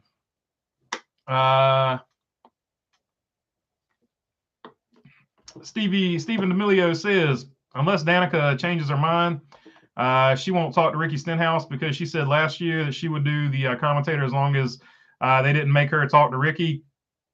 Well, if you're one of them folks that they call director, guess what they do occasionally, despite what you tell them. They do it anyway because they know it makes good TV. So I wouldn't hold my breath on that not ever happening. I completely agree. If a company starts spewing political crap from either side, I will automatically lose respect and choose to spend my money elsewhere. Fox and NASCAR have almost crossed that line a few times. Yeah, talking about with the commercials. Yeah, I agree with you. And I don't even care which side they support, because here's the deal. There were several companies, and it was exposed when it happened. They were doing the Pride Month thing, right? Well, they did the Pride Month, and then somebody got on there and looked on their Instagram accounts, right? And so big companies have a different account for each country or whatever. Well, in oil-producing countries where they believe in a certain type of religion, magically, there were no rainbow logos on those particular countries' Instagram accounts, right? For those particular companies. So it just goes to show you they don't really believe what's coming out of their mouth. They just want those dollars for that particular event. So that's what I'm talking about. Not only is it disingenuous, it also cuts your customer base in half. So that's why I think just staying out of politics as a company just makes the most sense, because nobody cares what a company has to say about politics, except people that are too young to understand that it's just a grift to get your dollars, right? So it is what it is. The Mahindra commercial was kind of funny, though. So there you go. Mahindra with the win. Mahindra actually had 2 drivers in their commercial. So Mahindra, shout out to Mahindra. I don't see myself ever needing Mahindra power equipment, but if I'm in the market, I would lean toward Mahindra if they make something I need. Robert Mark says, you're old. Who's old? Older than 55? I'm not older than 55, so I'm not there yet. I don't have that much wisdom and knowledge yet. Chrome Diesel, as someone like me under the age of 30, I didn't enjoy the commercials these days. So there you go. Nobody's enjoying the commercials, no matter what the target market is. And to be fair, in this atmosphere, who knows how to even target a market? It's just a slippery slope. That's why I say just sell the product, and you don't need to make all these cutesy commercials. And if you do make a cutesy commercial, put a race car driver in it so that we at least get to see a driver while our screen's being covered up with not racing. Rich L says Danica needs to get over herself. A lot of people have that opinion of her. I hate to say Logano was in front at the time of the crash, says Tony Mike. I don't hate to say it. And that's what happens when you have a judgment call. Like it always gets questioned, and one side is always going to feel that no matter what the judgment was wrong, because at the end of the day, it is just that, a judgment call. Say Kyle, not Cal, the commercials were better back in the day. I'll even say it for the Xfinity race. I don't think Austin Hill won that race, but that being said, I'm an RCR guy, and I'm pulling for Austin Hill. So I'm glad he won the race, but I don't think he was necessarily in front at the moment of caution, because Sam Mayer was on his roof and he was still behind the 7 car. So, but I'm glad he got the win. I'll say that. And I hate it for AJ Allgaier, or Justin Allgaier, AJ Allgaier. I knew I'd do that one day. I finally did it. Justin Allgaier. The commercials were better back in the day. Almost everyone promoted a driver, and it wasn't some weird Coke voice saying, I need to try it first. So, yeah, I agree with you. Escobar says, I agree. There are too many commercials at the 500. But if we keep complaining that we're going to have to pay for a streaming service soon to watch NASCAR races. I mean, and I think that's, unfortunately, I just think that's the way it's going anyway. Like, I just don't see this TV model lasting too much longer. And man, where was I at? There we go. Ryan Priest had that 41 car looking good until the wrecks. He did. Oh, good Lord. I forgot to say I'm 56 soon, says Robin Marks. 56 years young, brother. You're good to go. Vince Edwards. So what are the facts on commercials versus last year? I missed out on that discussion.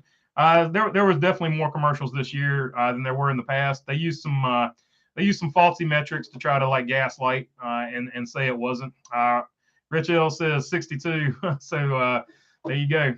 Let's see. You knocked it out of the park, Baloney. Thank you. Thank you, and see you next time. Appreciate it, William Wagaman. Let's see here. Rich L said, I heard that comment. They gave the win to Brad D. Rich, I have you by 5 years. Uncle Bones 2 says, hit that thumbs up, people. 60 at the moment, Mr. Berger. All right, yeah. So if you guys want to hit it, we're at 67 now. So let's see if we can bump it up to 70. That'd be cool. Danny Price, hey, from Nova Scotia. What's up, Nova Scotia? What's up, Canada? I think it's time to get rid of stages and just go racing. I think you could keep the stages, just get rid of the cautions. I don't think people even have a problem with the stages so much as they got a problem with the cautions that disrupt the flow of the race, disrupt the strategy of the race. So I believe the cautions are the bigger issue. Yeah, we hit 70. That's awesome. So let's see, 70 likes. So there we go. Agree with the Kyle Busch take. Now that he is now Tony Stewart level, a butthole, but our butthole says Beast 1264. Yeah, I agree. Old Home Guy says Donnie Schatz is a Minnow, North Dakota guy. So there you go. Donnie Schatz is definitely good. I'm far from a dirt expert, but I do know Donnie Schatz is he's pretty much the guy in dirt most of the time. I really appreciate how you read every comment. It makes us feel heard. Always tune into your streams no matter what, though, says KM. Yeah, I do my best, and sometimes I lose my spot and forget them, but I do try to read all of them or as many as possible because I just feel like, I don't know, back in the day when I was on the other side of it and I got my comment read, it just felt cool because, you know, my question was being acknowledged and being answered. And so I've always been a fan of that. So I like doing these things because of that. There was even more ads for the race because Toyota bought time, but only Toyota onboards. Yeah, so that's another fair statement. Same thing with Wendy's. They didn't even count the Wendy's commercials. I noticed that because I had them on my score sheet. So they were trying to get by without counting the Wendy's and the Toyota commercials. So that was kind of bullcrap. The Monte Carlo Taz commercials, yeah, those were definitely awesome too, Old Home Guy. Just like you said, the cars themselves are commercials. They could at least try and have less commercials. Most viewed race in the United States, says Napa Fan. I agree. Vince Edwards says, thanks for answering my question. No problem, Vince, man. Like anytime you got one, like I said, I try to get to all these. Sometimes I lose my spot though. So if I miss one, like, you know, feel free to pop it back in there. I'll try to get to it. Hopefully I won't miss it like 2 or 3 times in a row. Nicole Wembley, is that Octane 95 you're wearing? Jeremy Mayfield, Dodge Dealers commercial was a really good commercial. Yeah, that was a good commercial. Dodge had some good ones back in the day. That's another reason I miss Dodge for sure. Dennis Richards says, have been a Kyle Busch fan since his rookie cup season. He seems really humble right now, but I see signs of the old Kyle after races. I know he's been hard on pit crew members. Yeah, so I mean, it's going to happen. Like I said, but I just don't think it'll be to the extent, especially not when he was at Hendrick. He was a raging lunatic at Hendrick, and he's for Kyle Busch mellowed out over the years. He's still not mellow like we would be, but he has mellowed out for Kyle Busch. Like I'm just telling you from the radio I listen to, he's not nearly as bad as he used to be. I'll tell you that right now. Old Home Guy says you're feeling on more single race winners this year. I like 22 different winners. I think it'll be very similar to last year. All these people saying we're going to have more multiple race winners. I don't see where that's going to be the case. I think it'll be a similar amount as last year. No doubt JG was lowballing KB on the sponsorship deal, says Bumblebee. Yeah, I feel the same way.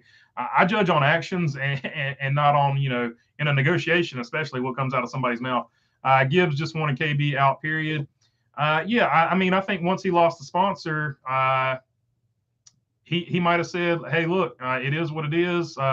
If we can't get it done, but we're not going to try super hard, he might have just felt that it was time to get off that driver. You see Penske do it all the time. He's like, all right, once they're past 36, if they haven't won a championship, peace, on to the new guy. So it's not anything new. It's just there's a lot more theatrics around this one because I think Joe Gibbs Racing wants to save face and act like, hey, we wanted to keep him. They don't want to be made out to be the bad guy. There's a lot of politics being played there, is my opinion, and it's just that, in my opinion. Let's see here. Truex has said he'll probably stay for 2024. Does he want his own retirement tour without Harvick in the way? I see Nemechek replacing him at Joe Gibbs Racing eventually. Nemechek's definitely in the running there. I don't know that Kevin Harvick even plays into it, to be totally honest with you. I think more what plays into it is what I would be looking at in that situation is in 2024, is he the guy that starts Junior Motorsports when they move up the Cup? Because I know him and Dale Jr. said it on his show. They've had that conversation. about Martin Truex starting up Junior Motorsports in the Cup Series. So if he wants to stay for 2024, I wouldn't go ahead and think he's going to stay at JGR. There is that chance that he starts up Junior Motorsports with Dale Jr. because they have those conversations. So if he says he's staying in 2024, it doesn't necessarily mean he's going to stay with JGR. Door Bumper Clear reported on the podcast that Gibbs was willing to pay Kyle out of his own pocket, but Kyle declined. Yeah, so that's also something that was, in my opinion, window dressing from Joe Gibbs. And that's what I said. I'd go more off of the actions of they had a year to find him a sponsor. At that point, it's theatrics and window dressing to make you look like a good guy, to make you look like you're trying to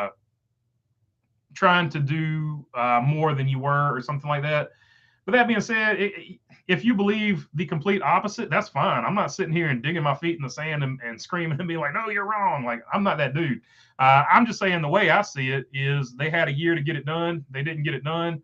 There's probably a reason they didn't get it done, and it's not because of Kyle Busch's talent. So that's just my thoughts on it. And Tony Micah says, Rich L, you are correct. So there you go, Rich L. I don't know what you're agreeing with, but he's agreeing with you big time there. Martin T didn't look to me like he wanted to stay after last year. I was sure he retired, says Dennis Richards. Yeah, I think he had a lot going on in his personal life, would be my guess, but he did look sort of wore out toward the end of the season. And it might have just been from fielding all those questions about him retiring, too. So I don't know. I like to watch it live, too. It was so many commercials that I was able to pause it and go get another beer and fast forward it. And when I got back to watching it live, it was probably buzzing. I was probably buzzing at the end, says Aaron Flynn. So there you go. Uncle Bones says, cheers, Aaron.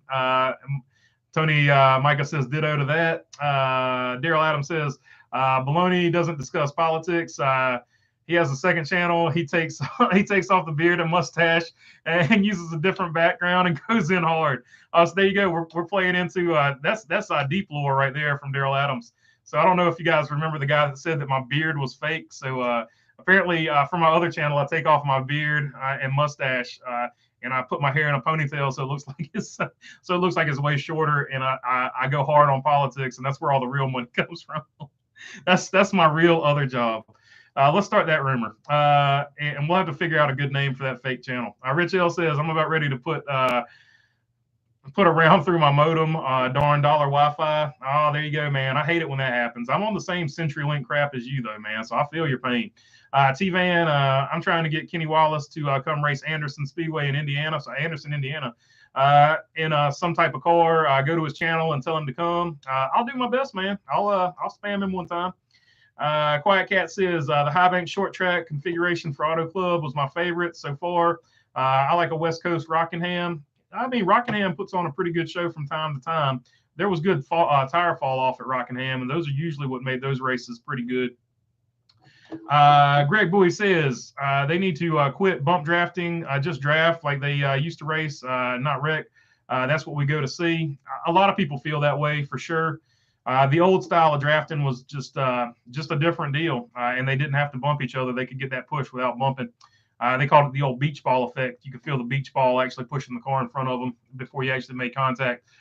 2 race wins for Deegan in trucks this year, says Old Home Guy. I think so, too. I will say the new Coke is a total POS. Talking about Coke Zero. Yeah, it doesn't taste anything like Coke. Definitely doesn't taste better. Beast 1624. I'm old. I'm 1 year older than the Daytona 500. Just saying. Says Beast 1624. That's not old, man. You're just getting started. You're just getting warmed up. Let's see. Philip says they should do a split screen on all commercials so you can watch the race. I think that would probably be the best bet moving forward. And in that situation, you could keep commercials rolling the entire time if you really wanted to. That being said, make sure the section of the race you're showing is not 13 inches on everybody's TV, because that was bull crap too. Mark Martin Fan for Life says, to be fair, Toyota has to redo all their commercials thanks to Gibbs. I don't think Toyota wanted to let him go. And that's what I'm saying. If Toyota wanted to keep Kyle Busch and Joe Gibbs let it fall through the cracks, like, you know what I'm saying? Like, it's kind of sus. That's all I'll say about it. Napa Racing Fan says, bring back Rockingham. Rockingham has been repaved, says Nicole Wembley. I think Rockingham gets a truck race at least here pretty soon.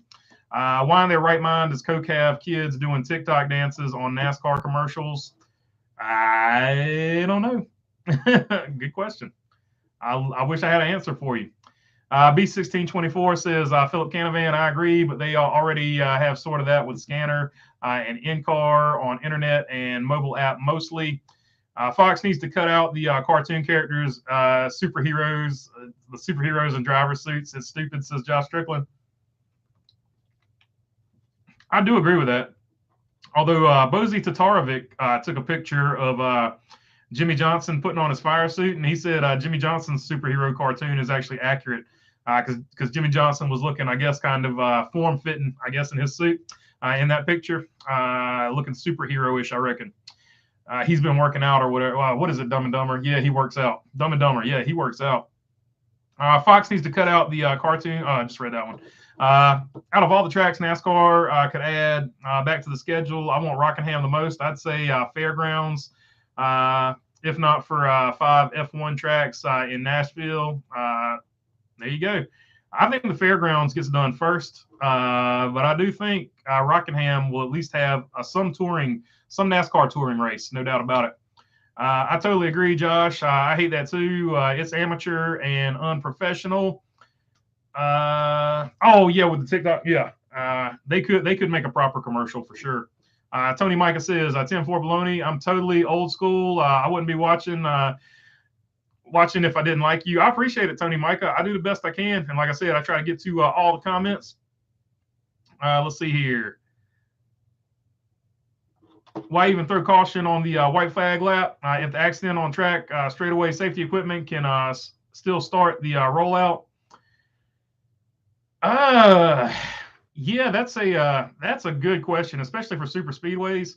Not necessarily do you need to throw the caution in some of those situations till after they cross the start finish line, and in that situation, throw it when they cross, and they still got plenty of time to slow down before they get to where the actual wreck happened.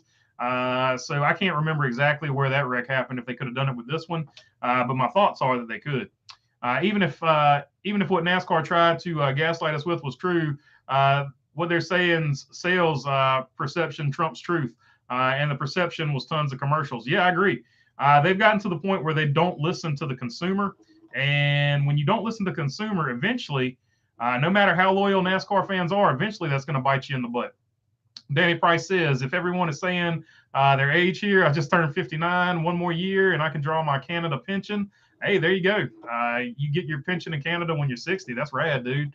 Let's see here. Canada for Kevin for the win. Canada for the win. Sorry about that. Kevin for the win. The Napa MW commercial. Michael Waltrip Dirt commercials back. Am I at the wrong track? Yeah, that was definitely a good one, Kevin for the win. The old Michael Waltrip, all the Napa commercials back in the day were banging. They all were good. Let's see here. You remember the Martin Truex one where he sings the Napa Know-How song? That was a good one too. B1624, I got a kick out of that one. Napa Racing Fan, I remember the Martin Truex Napa Know-How as, hey, there we go, from MWR. There you go. Great minds think alike.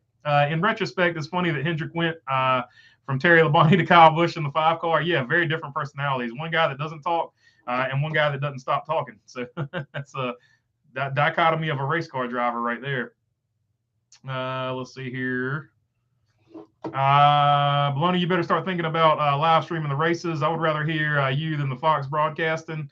As soon as I get that Elon internet, the old Starlink, that might be a chance, but I don't think my internet will hold up for that deal while I'm watching the race and doing this at the same time. They could do at least some ads with Chase. Alex Bowman has ads with Ally every year.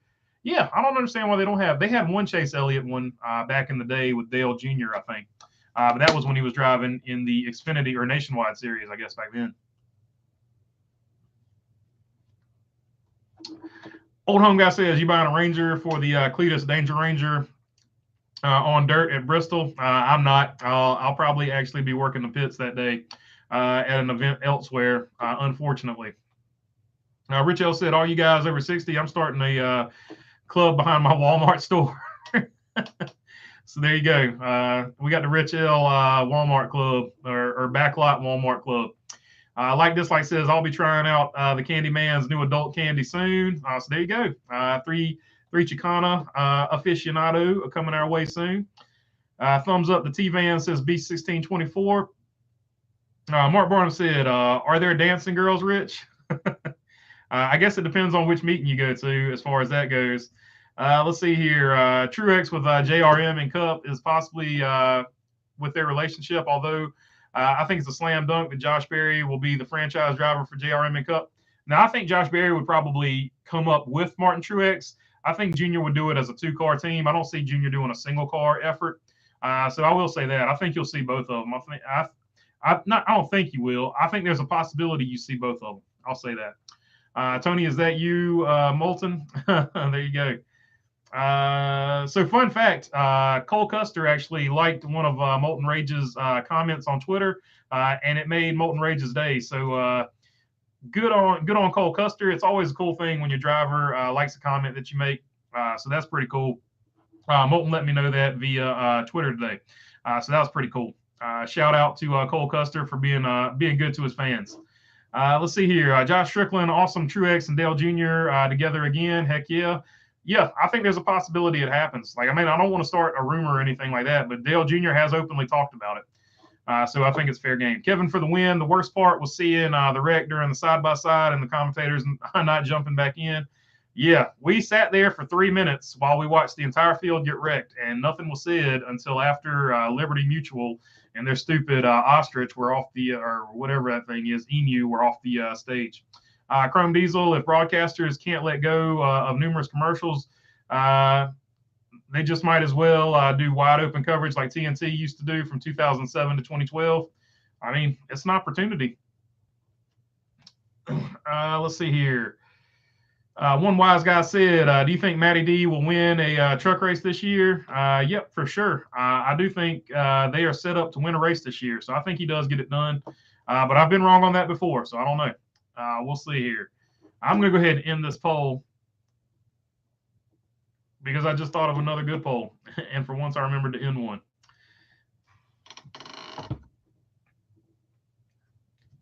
Who wins first?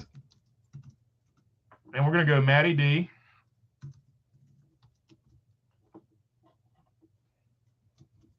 Or, no. Or,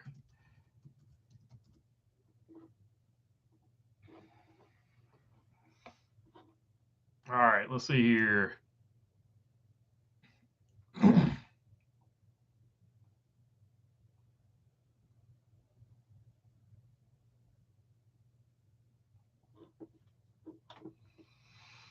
Haley Deegan or Matt DiBenedetto, who wins first in the truck series? And I found my spot. Track I want back in the Midwest too is Road America. I think a lot of people want Road America. Me too, Big Dog says Rich L, so he wants it back too. I still hate Chicago replaced Road America. Road America is my most favorite road course. Yeah, I think a lot of people feel that way about the situation with Road America for sure. Donnie Loves also agreeing with one wise guy. Let's see. Vince Edwards says, the overtime makes no sense. Guy leading at the end of the most laps determined before the race started has to win the race again because someone not leading causes a caution. Yeah, I agree. From that perspective, 100%, you're right. So from that perspective, it just makes more sense to end it under caution, no matter how crappy that might seem at the time. Let's see here, and that's what side I've always been on. But that being said, I'm not going to sit here and pretend like I'm super passionate or like I'm going to lose any sleep over it being one way or the other. I drove my wife crazy singing those Napa know-how commercials, says Rich L. Bo Darvel, the Bandit, says Napa commercial with Dale Jr. and Elliott was an all-time classic with Junior's mullet and S10. Yeah, that was a good one. Beast 1624 says he's down Rich L for the Walmart Club. Danny Price, if NASCAR were to come to Canada, there's a track in Fort Erie, Ontario, Canada, Motor Speedway, 3/4 mile track, seats 65,000, or the F1 track in Montreal. I think that 3/4 mile track that seats 65,000 would be probably the best bet. And I'm pretty sure they run that in Pinty's if I'm not mistaken. But I could be wrong. I think I've seen Fort Erie on the Piney series and some of the YouTube replays I watch. Rich L, laughing at Beasts. Eldora, all 3 series in 2024, says Aaron Flynn. I do wish they'd go to Eldora, man. That's where the dream to be on dirt started with Tony Stewart back in the day. Let's see here. Eldora would be a better dirt race in Bristol. I was with Tony Stewart on that one. Says Napa fan. Yeah, I agree with you. I've got to call it right time to go shovel snow so it doesn't build up 6 inches in the last 3 hours. And supposed to be another one in 24 hours. Got to go. Got to love Miami. I hear you, Mark Martin fan for life. That's a lot of work, man. Be careful shoveling that snow. Don't slip and fall, and don't get buried in it if it's coming down like that. Have you ever watched We're Gonna Lose YouTube channel when he wrecks people on purpose on iRacing and other NASCAR games? I've heard of him, but I've never actually watched the channel. I didn't know what kind of format he was. So he's YouTube. So I'll look him up and see if I can find him. Rich L says peace to the Mark Martin fan. One love, brother. I have a good one, brother. Yeah, I know it's how you work the track, says Aaron Flynn. KM, Matty D versus I'm talking about how they work the track, and Bristol doesn't necessarily know how to work the track. Matty D versus Haley D, says KM. Yeah, I think it's gonna be a good one. So far, Matty D's winning by 64%, but that's a closer ratio than I thought it would be. I got DiBenedetto, but I could see Deegan. Yeah, I think they both win. I'm just saying, who do you think is going to win first? So I'll go ahead and put that out there. I do think Haley Deegan gets a win this year. And I know some people are on the exact opposite thought process of that, but I'm just going to ride or die with that.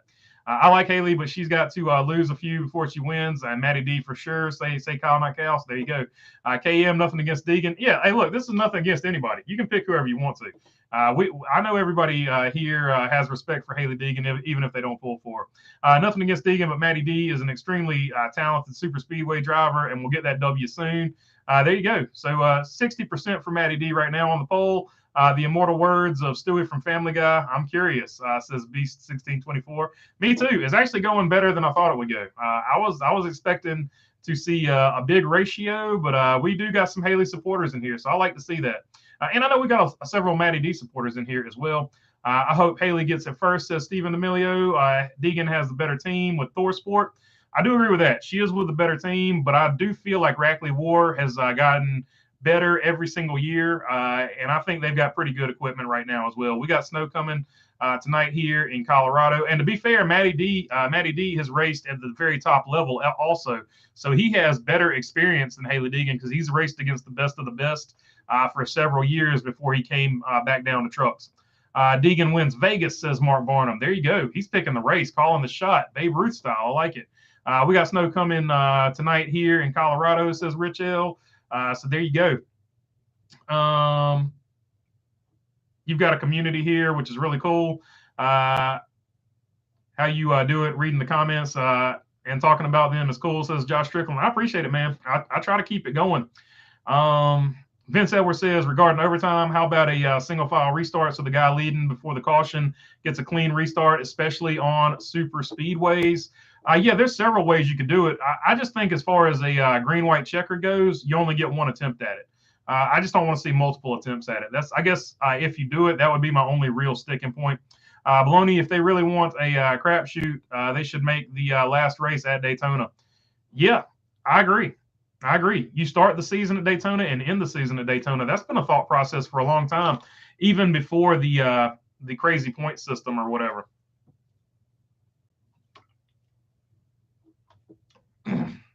Yes, I agree with you there, Tony Micah.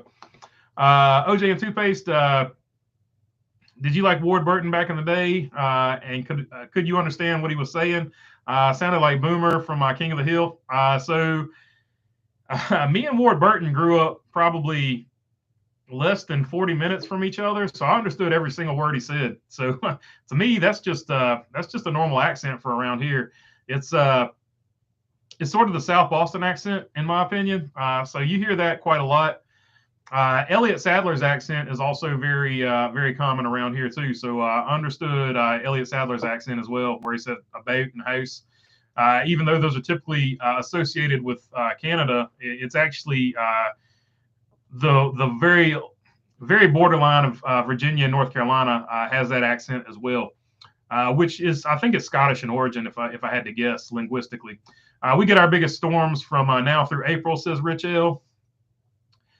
Lily's Crafty Corner says, as much as I want to say Haley, I think it's going to be Matty D first. Yeah, this is actually way closer. It's at 59% for Matty D right now. This is way closer than I thought it would be. So yeah, it's good to see. It's good to see. First off, both of those drivers getting a lot of support because I like both of them. But I'm really surprised to see Haley getting that level of support. But I do think she's got a better chance because of equipment. But I do think Matty D has the edge in experience because he did race against Cup drivers. Like this, like is Richard Petty Motorsports aligned with Hendrick or Razor? Richard Petty Motorsports no longer exists. Oh, RCR, I got you.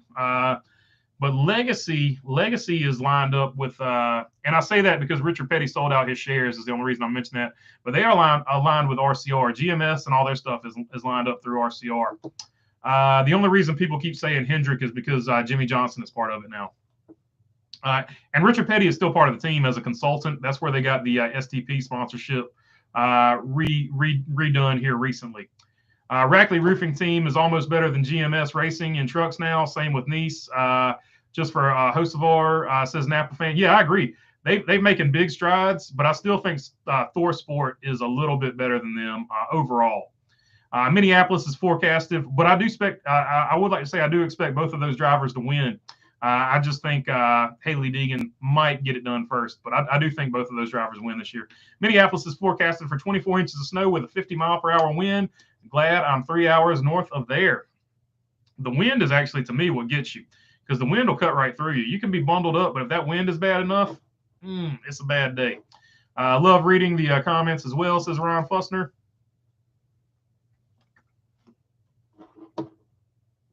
Let's see. Why do I always? Anyway, Matty D and Kyle Larson are both locals in my area.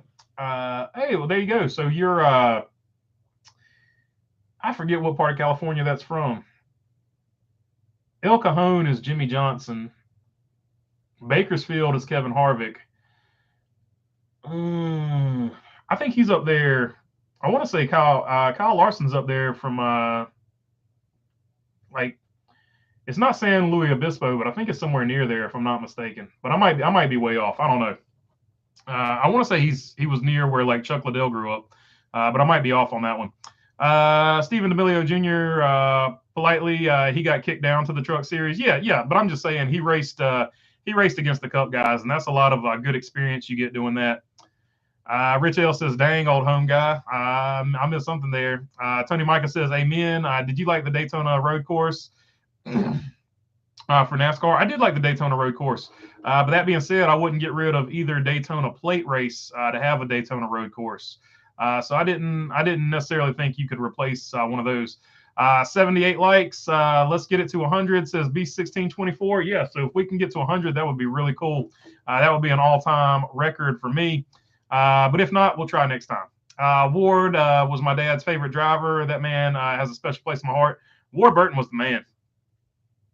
To me, and if he had been in a better car than Bill Davis stuff, he would have definitely won a lot more races. I'll say that. Tony Micah doing the Ward accent. Had a real good race today in the Caterpillar Dodge. That's about the best I can do. I can't do a really good Ward Burton. I got some friends that can do one though. Ward Burton and the cat skid steer commercial on John Boy and Billy is hilarious, as Delmar Kaufman. So yeah, if you haven't seen that one, check it out. Definitely got some language, so I can't say it on here. I think that was the biggest laugh I've seen from the channel. Kyle, much respect. Appreciate it, Daryl Adams. Do you think Jeff Burton is a good commentator, like top 5 of all time? If we're going in our alternate universe, Jeff Burton is the GOAT of commentating. GOAT, absolute GOAT. The only person that would be better than Jeff Burton is if they could get Jenna Fryer to somehow bless us with her talents in the booth. That's the only person that could possibly replace Jeff Burton. B1624 accents. We got that covered here in Texas. You can cut them with a knife. They're so thick, says B1624. Richard Petty also brought in the U.S. Air Force. Yeah, good point, Delmar Kaufman. He did bring in the Air Force, and he did get that Tide deal. So Tide, the Tide races at Bristol are from Petty as well. So he's being a good ad man now. He's the Don Draper for them boys over there. I like the Daytona road course, other than the dumb rainbow caution in 2021. I don't even remember the rainbow caution, so I completely forgot about that one. I'll have to check that one out. Like Dislike says, I can't get used to calling it Legacy and not Richard Petty Motorsports. I keep calling it Legendary for whatever reason. I keep calling it Legendary Motorsports. Tony Micah says, I love Ward Burton. Ward Burton's the man, dude. Like he's one of my favorites. His diecast is right there. That's the Ward Burton Dodge right there. Escobar says, this is going to be an unpopular comment, but I don't think Matty D or Haley D can win this year. That's not going to be an unpopular comment, man. That's just a fair take. Like, you can go the opposite way with it. No problem. I probably should have added a third option. Neither one win. If I'd been thinking, I probably would have done that. The Bandit says, Jeff Burton is the bottom one of all time. So there you go. A lot of non-Jeff Burton fans. Elk Grove. That's what it was. I couldn't think of it to save my soul. Appreciate it. OJ and Toothpaste. One wise guy, same here. I live in Weimar, California by Colfax and Grass Valley. Matty D is Grass Valley. Says Napa Race Fan. Facts, 100%, says Rich L. Talking to Bo Darville. Politically, he got kicked down to truck. Says Old Home Guy. Do you like Kyle Petty and his comments about stuff going on with NASCAR? I don't necessarily always agree with Kyle Petty, but I do like the fact that he absolutely says what he's thinking and he's unfiltered. So I do like that fact. Let's see here. KM says LMAO, stop. Napa Fan says Ward Burton still won the 2002 Daytona 500. Jeff can't say that he has done that. My favorite place to hang out on Tuesday. Thanks, Kyle, says one wise guy. Say Kyle, not Kyle. Now I'm gonna tell you, the Caterpillar Dodge was fast today, really fast today. Ward Burton probably says, say Kyle, not Cal. And I'm gonna stop doing that voice because he's the man, and I don't want to make him mad. Let's see here. Do you think Jamie Little should replace Mike Joy when he retires? Plus, I'm really bad at it, so I'd like to throw that in there too. Replace Mike Joy when he retires in the booth. She'd be fair enough. I don't think you would replace Mike Joy with her, though. I think you would replace Mike Joy with somebody else, but she could replace somebody in the booth for sure. She has that ability. She's got that level of talent. Dale Jr. is way better than Jeff Burton in the booth. I don't hate Burton, but sometimes the four-man booth for NBC is too much, especially when they all start screaming at the same time. That's my only issue with NBC is really they scream too much. I was bummed with the U.S. Navy when they stopped sponsoring cars. Yeah, I hated it when there was sort of a deal in Washington where some of those had to pull out. I don't know how the Air Force was able to keep doing it, but the Air Force kept going.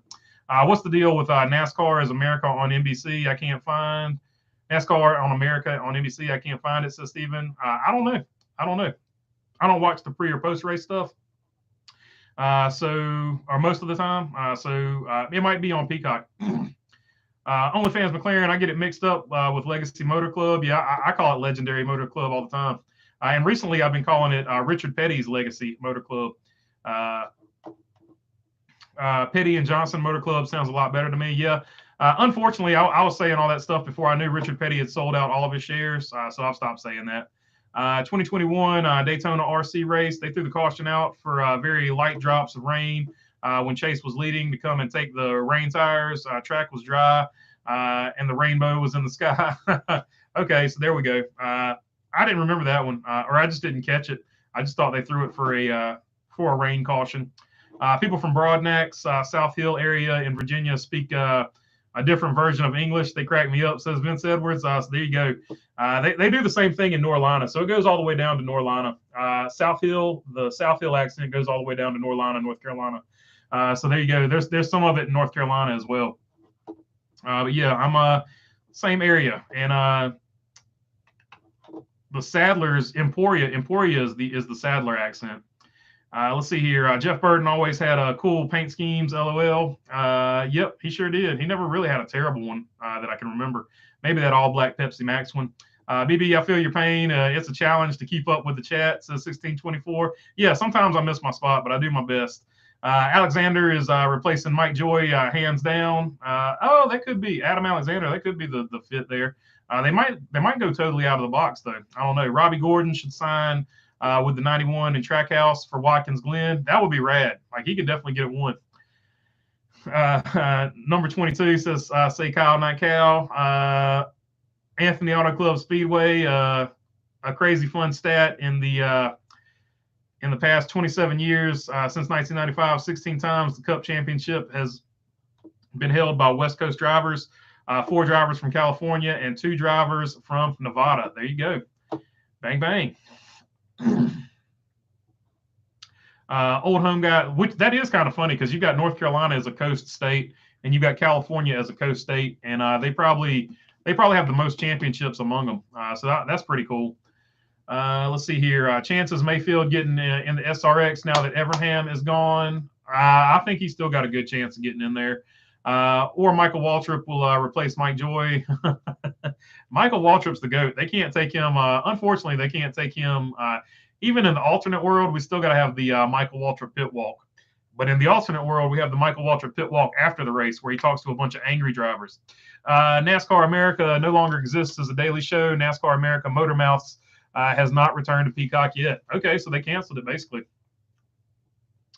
Or maybe they're waiting to roll it out until NBC gets their coverage. I cannot tell the difference between Dale and Burton when they talk off camera. Neither can my mom, especially when they both start screaming. Rich L says, Junior in the 88 car in Xfinity races, one of the coolest cars was the Navy. Oh, yeah, it was definitely cool. And even back in the day when they ran that 12 car for whoever, they had cool schemes for that too. Richard seems like he's a big mad at JJ. Gave him a year or two, and he will be in his feelings hard like it's Smithfield all over again. He might be. I don't know. I hadn't even thought about that. I'll have to look into it. I don't know. Like dislike. My southern accent is thick. I can't believe people can't believe I'm from Baltimore. It says like dislike. There you go. Old home guy. Has Robbie Gordon raced SRX yet? I don't remember him racing it. If he has, I don't remember it.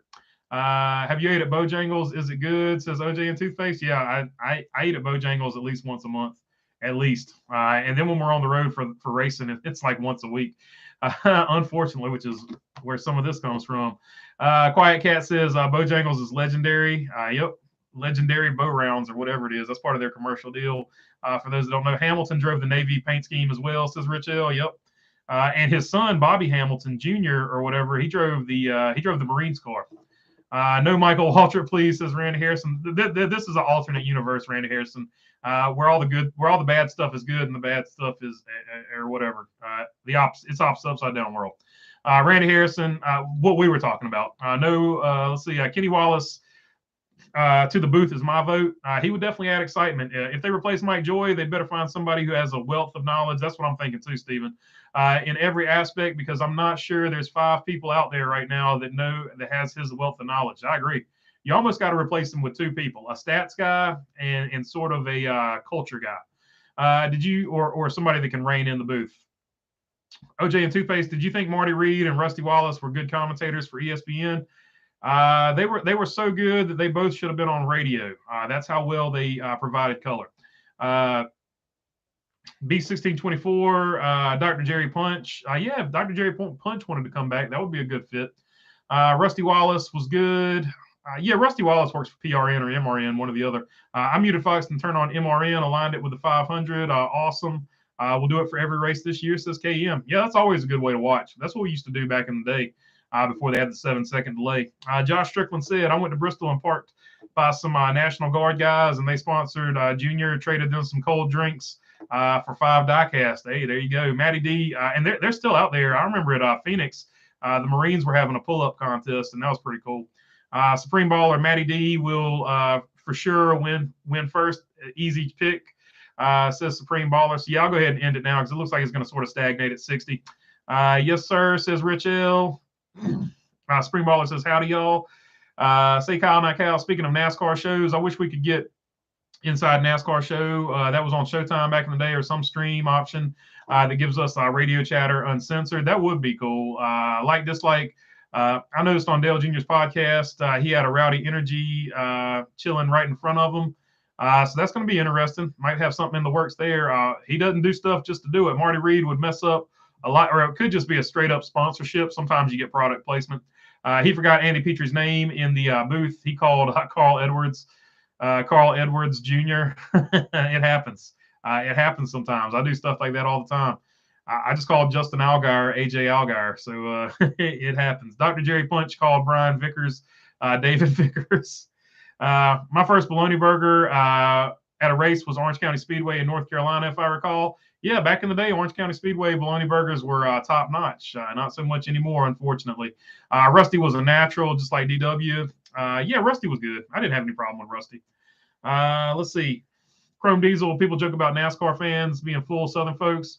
Ain't working on me because I'm not full Southern, but countryside folks with Slavic ethnicity, says Chrome Diesel. So yeah, it's just part of the stigma. All NASCAR fans have a country accent. It's just part of the stigma. Quiet Cat, Benny Parsons was my favorite. Benny Parsons was the man for sure, no doubt. We lost a lot when we lost that dude. Marty Reed at Talladega. The start-finish line is right here. That was one of the worst ones ever. Did you like Wally Dallenbach in the booth? I like Wally Dallenbach because of the races that sometimes he would call from inside of his race car. That was cool back in the day, OJ and Toothpaste. I thought that added an extra, like, really cool layer. They should probably do something like that with Parker Kligerman, too. Supreme Baller Kenny Wallace said they'd start doing trackside live stuff again. Yep, that's a fact. One of the hardest diecasts for me to get is BK's Navy Blue Angels car. I bought all the others and held off on that one, and now it's going for 300 and up. Yeah, I hate it when that happens, dude. But it stinks. Benny Parsons was one of my favorites in the booth, says OJ and Toothpaste. Yeah, Benny Parsons was the man, dude. Like, he was just awesome, dude. Marty Reed forgot Andy's name and was like, I know your name on live TV while forgetting. Supreme Baller says. Benny was awesome, says Beast. Phil Parsons is good in the booth. Yeah, Phil Parsons is really good. As an announcer to take over for Mike Joy, Mike Bagley, that would be a good deal. The Bagman. KM, the pre-race show actually wasn't horrible this year. Just everything else Fox did, they never failed to surprise, says KM. Yeah, they always find a way to outdo themselves. Do you see Fox leaving Kevin Harvick, Mike Joy, and Clint Boyer full-time next year, or rotating another person every race? I don't know. I think they'll probably once they get Harvick, I think they'll probably stick to a hard booth there, or they might just rotate in a fourth. But I think it'll be mostly they'll stick to a regular set after Harvick gets there. I think they're only rotating because they were waiting on Harvick. I know it's unpopular, but I thought Buddy Baker was the GOAT on TV. Buddy Baker added a lot of color back in the day. Bo Darvel. Wonder how Bobby Labonte would do in the booth or Dale Jarrett. I'm not a big fan of Bobby Labonte calling races. Dale Jarrett's good. I'd like Dale Jarrett. Bobby Labonte was one of my favorite drivers. I was in the Bobby Labonte fan club. I can't get into him calling the races. He's too mellow. We are more than a month away to see the first race since 2017 without stage cautions, says Chrome Diesel. It's going to be awesome. I can't wait for it. I still have Country Time lemonade, NASCAR drivers lemonade cans full too. Says Old Home Guy. Yeah, those were cool back in the day. Kenny Wallace said they're bringing back NASCAR Raceway. Or Trackside Live, yeah. OJ and Toothpaste Race Day. Yeah, they're definitely going to bring that back. They're both good on race talk shows, says Kevin for the win. I like the Home Depot Race Day. Oh yeah, that was cool back in the day too. Bobby Labonte will put you to sleep, says Quiet Cat. Yeah, he's just his voice is just so mellow. It's not necessarily his knowledge. Bring back Vince Welch. Yeah, Vince Welch got axed. I forgot about that. I'd rather have Dale show up in the booth for NBC with Jarrett and Earnhardt. That would be cool to see. Gonna save you here. Time to put an amen to this one, says Beast 1624. And that was actually the last comment. So with that one, I am going to call it. Escobar, we need Jerry Punch back on TV? I agree. And with that, I'm going to call it. I appreciate y'all. Until the next one, peace.